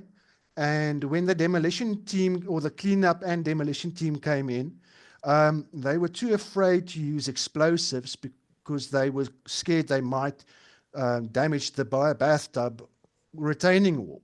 So how did they take it down? They physically pulled it down with cables. That's your real pullet. The Larry Silverstein pullet that everybody goes on about or whatever, that people don't see the, what's the great term that QAnons love using, the 5D chess. You don't think he's going to basically put that little snippet in there for people to argue about and to push the controlled demolition distraction of Building 7? Yeah. Because that's what people come at me the whole bloody time. And then I ask them, okay, fine, send me a video of Building 7 seeing its ass. And then they send me a video, and it's either a video with no sound, or they send the video that, what's this guy's name? Let me just quickly check here. Edward Current in 2011 brought out a hoax Building 7 video where you see the flashes in the windows and all of that kind of stuff. He brought that out in 2011 to make fun of the controlled demolition guys, because he believes the official narrative. So, wow, and he confessed to that, I think that was in 2011, maybe in 2012 or somewhere he confessed about it. But with the 20th anniversary, he made another video confessing to that. So it's insane how much disinfo there is out there, and people just lap it up without thinking. Man. Yeah, like I said at the beginning, man, they give you an alternative view that allows you to not believe in the mainstream narrative, and you just kind of get stuck there. No, but they catch you in catch you right there. Yeah. In the second level, where everybody's got some questions or whatever, but people then outsource their thinking to their talking heads. Because we've got these 3,500 architects who's got this organization who's doing all these seminars and podcasts and all of that. I counted last year, Richard Gage did 64 podcasts. Yeah, I listened to him on somebody that I listened to. Yeah. And the thing is, luckily, one or two of the people who had him on then had me on, where I then showed all my evidence and my and all the anomalies that they didn't know about. And by the end of it, they said, like, dude, this makes complete and utter sense. But people don't want to go do the research or just watch what I do share with them. Because when I interact with people on X, I show them a short little video clip. I've got the link to my article that backs that up. Why do I have to rewrite a whole bloody essay every single time I interact with somebody? And strangely enough, the last what, I think 2 or 3 months, yeah, 2 or 3 months ago, for one other strange reason, all of a sudden my shadow banning of on X, I think, glitched out. And then all of a sudden, that whole week of all my posts all of a sudden got between 7 and 10 million views. It And wasn't around now the it's, time that that Elon was beefing with Trump, was it? no, I think it was in April. It was in April somewhere. I'm not Ah, exactly sure.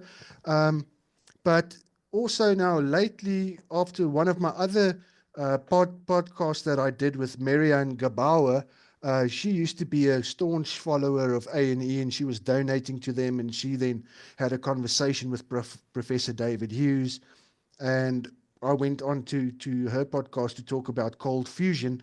Now all of a sudden, I'm getting serious bot attacks for really? crypto. And I've done a little bit of research, and if you've got a bunch of these bots attacking each and every post of yours, they see you as a spam account, and that buggers up your reach as well. And Hmm. certain of some of my posts that I do on X get up to like 20 of these fucking bot comments the whole time. And if you look at Richard Gage, he can make a silly flipping post, and that thing gets 10, 12, 14 million um, views. So it's interesting to see how the Yeah. algorithms are also set up in such a way as to keep you in that second tier Yeah. of psyops. Um, it's crazy to see in real time how these things are happening. And Yeah, I've it got really does take almost a commitment. Like, I mean, this is all I listen to. This is all mm, I do is I'm steeped. I've got my family, and then I'm mm, steeped constantly. And you know, I tell everybody I collect conspiracies like comic books. You know what I mean? Like, yeah, I'll listen to any of them. You know what I mean? But mm, then, of course, I have the ones that I believe and the ones that are my, kind of my favorites, and then of course the ones that I research personally. yeah, Um, but it's such a common, it's such a conspiracies. It's now such a mainstream avenue mm, that it's just as co-opted as the mainstream. It can yeah, be just as co-opted as the mainstream media. You talked about you mentioned Sean Ryan earlier. That's another one where I'm like, but really, dude, you were yeah. in you were a spook for how long, and now you just popped up out of nowhere with a massive, beautifully produced uh podcast with some of the most intense guests ever. Like, Mm, I mean, he was he hosted Gavin Newsom this week, and yeah. I was like, "What Uh, the? What are you serious right now?" why? Why would you do that? Yeah. So, Gavin Newscom. All I can say is, for me in South Africa, the best entertainment is to watch American politics and all the narratives and everything that comes out there. There's nothing better. Look, I'm in South Africa. We've got a failed state. We've got a bunch of idiots running this country, but I love it here.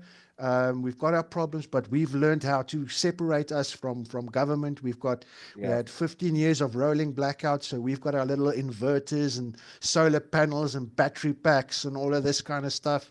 Um, and we are fine. But with you guys, with all the drama you've got, what happened to us in 30 years is going to happen to you guys in 10 if you guys don't get your stuff well, sorted out. that's what I've been saying for a few years now. Yeah, We're a blip on the we're a blip on the screen of history, and we're working towards an epic flame out like in yeah. record time.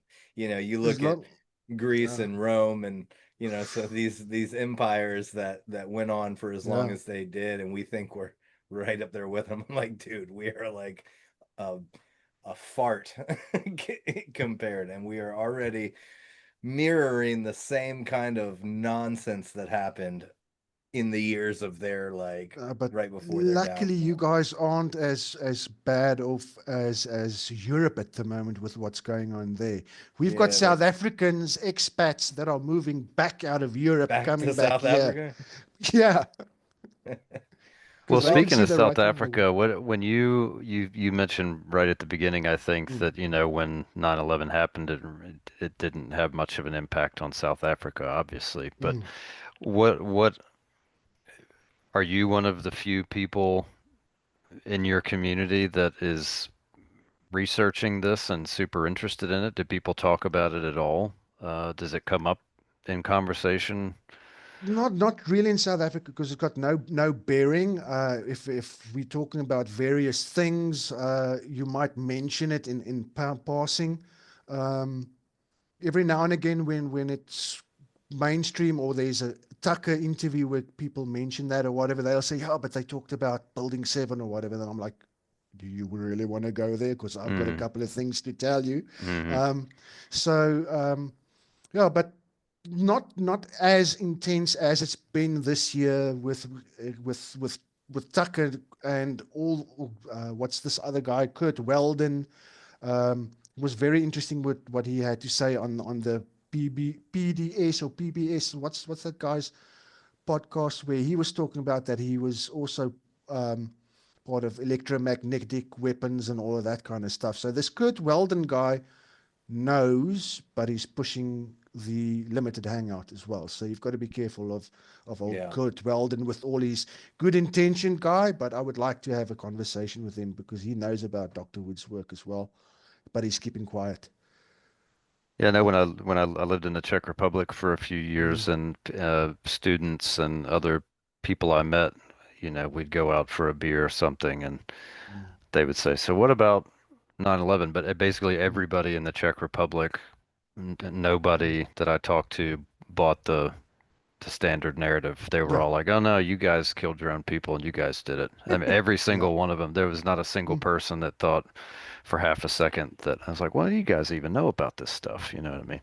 But I thought that was mm. really interesting since they That's don't have perspective. a That's dog in a that fight either. Yeah, that's Yeah, a perspective from outside. It's usually a little easier to see truth from outside. It can be yeah. But you, easier to see truth from outside the yeah, situation than Well, so and they're also close not to it. watching CNN or Fox News every day. So, like you do. Yes. yeah, That's it's true. you're either in one camp or the other over here pretty much, or you don't watch at all. And Mm. then over there, that's just completely different perspective, to be sure. And it's if you're in America, it's very difficult to separate yourself and be independent of the left and the right or blue or red or whatever Oh because yeah.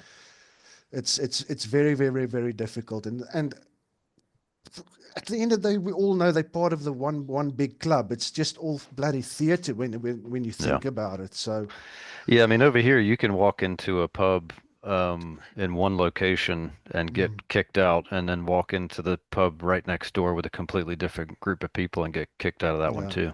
Yeah. Now, I experienced it strangely enough. I was really surprised. I actually lived in Durango, Colorado for 6 months in '99. That was wild, just when Columbine happened. Mm, And I was seriously surprised on the inherent racism because I was sharing a house and there was a Native American Indian who was in the one room and there was either Mexican guy in the other room. Um, and yeah, I learned about their cultures and what they did, went to the various bars, talking to people or whatever, and it was really strange. The idea that I had is America's this happy-go-lucky place, everybody likes one another or whatever, and dude, it's as if your tensions that you've got there is even worse than we've got here in Africa. mm. Wow. It's actually really scary. That underlying little, I don't know what it is, but everybody's like itchy. They just to say The the wrong under the thing and underlying you're part knocked is the out. key. The It's underlying just part under is the the key. surface. Yeah, It's ready because to pop off. Ready to everybody's friendly on the street, but once they get Yeah, around their group in a room where mm, the other group can't hear them, it's crazy, yeah, man. It yeah. really is, yeah, and pretty Well, horrible. Norman, we're at like 2 hours and 15 yeah. minutes, man. Have we missed anything that you wanted to No, touch on or that's pretty much it. If you want to have me back one other time to do an absolutely? I was actual to actually do a presentation, I'll do that. But I Yeah, just thought let's do let's it. do shoot the breeze and just get to know one another and Yeah. just drop some bombs and have people go watch 9/11 Alchemy Facing Reality. Yeah. That's at least your quick crash course, and get Andrew Johnson's 2 books to see what the 9/11 Finding the Truth, 9/11 Holding the Truth, and obviously Dr. Wood's book. Um, and you can go find out for yourself. I'm not here to tell you what to think, but I'm telling you now what the other people that are telling you what to think are taking you for a wild goose chase. Very Well, and nice. tell us one more time where people can find your stuff online. Okay, so I'm on Substack, 911revision.com, and then I am on X, 911 Revisionist. I've also got a Rumble channel that is Revisiting 9/11, and you can go watch all my stuff there. I don't want to promote my YouTube channel because that might also just be the 5th one taken down in 2.5 years. Right on. Well, thank you very much. And again, well, not again, but I'd be remiss.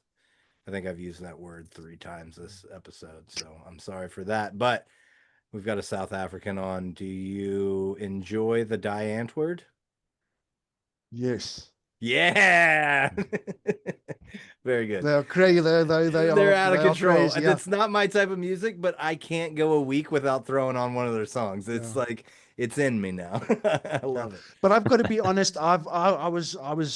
I grew up with my dad's music, the Grateful Dead, Bob Oh yeah. Dylan, all those guys out of the 60s and 70s. That was still music, man. The stuff Yeah. that you've got now isn't really there. Yeah, it's out of control.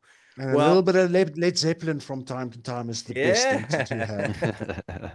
Well, Norman, thank you so much for coming on, man. Honestly, this was Yeah. probably one of our best conversations we've had, man.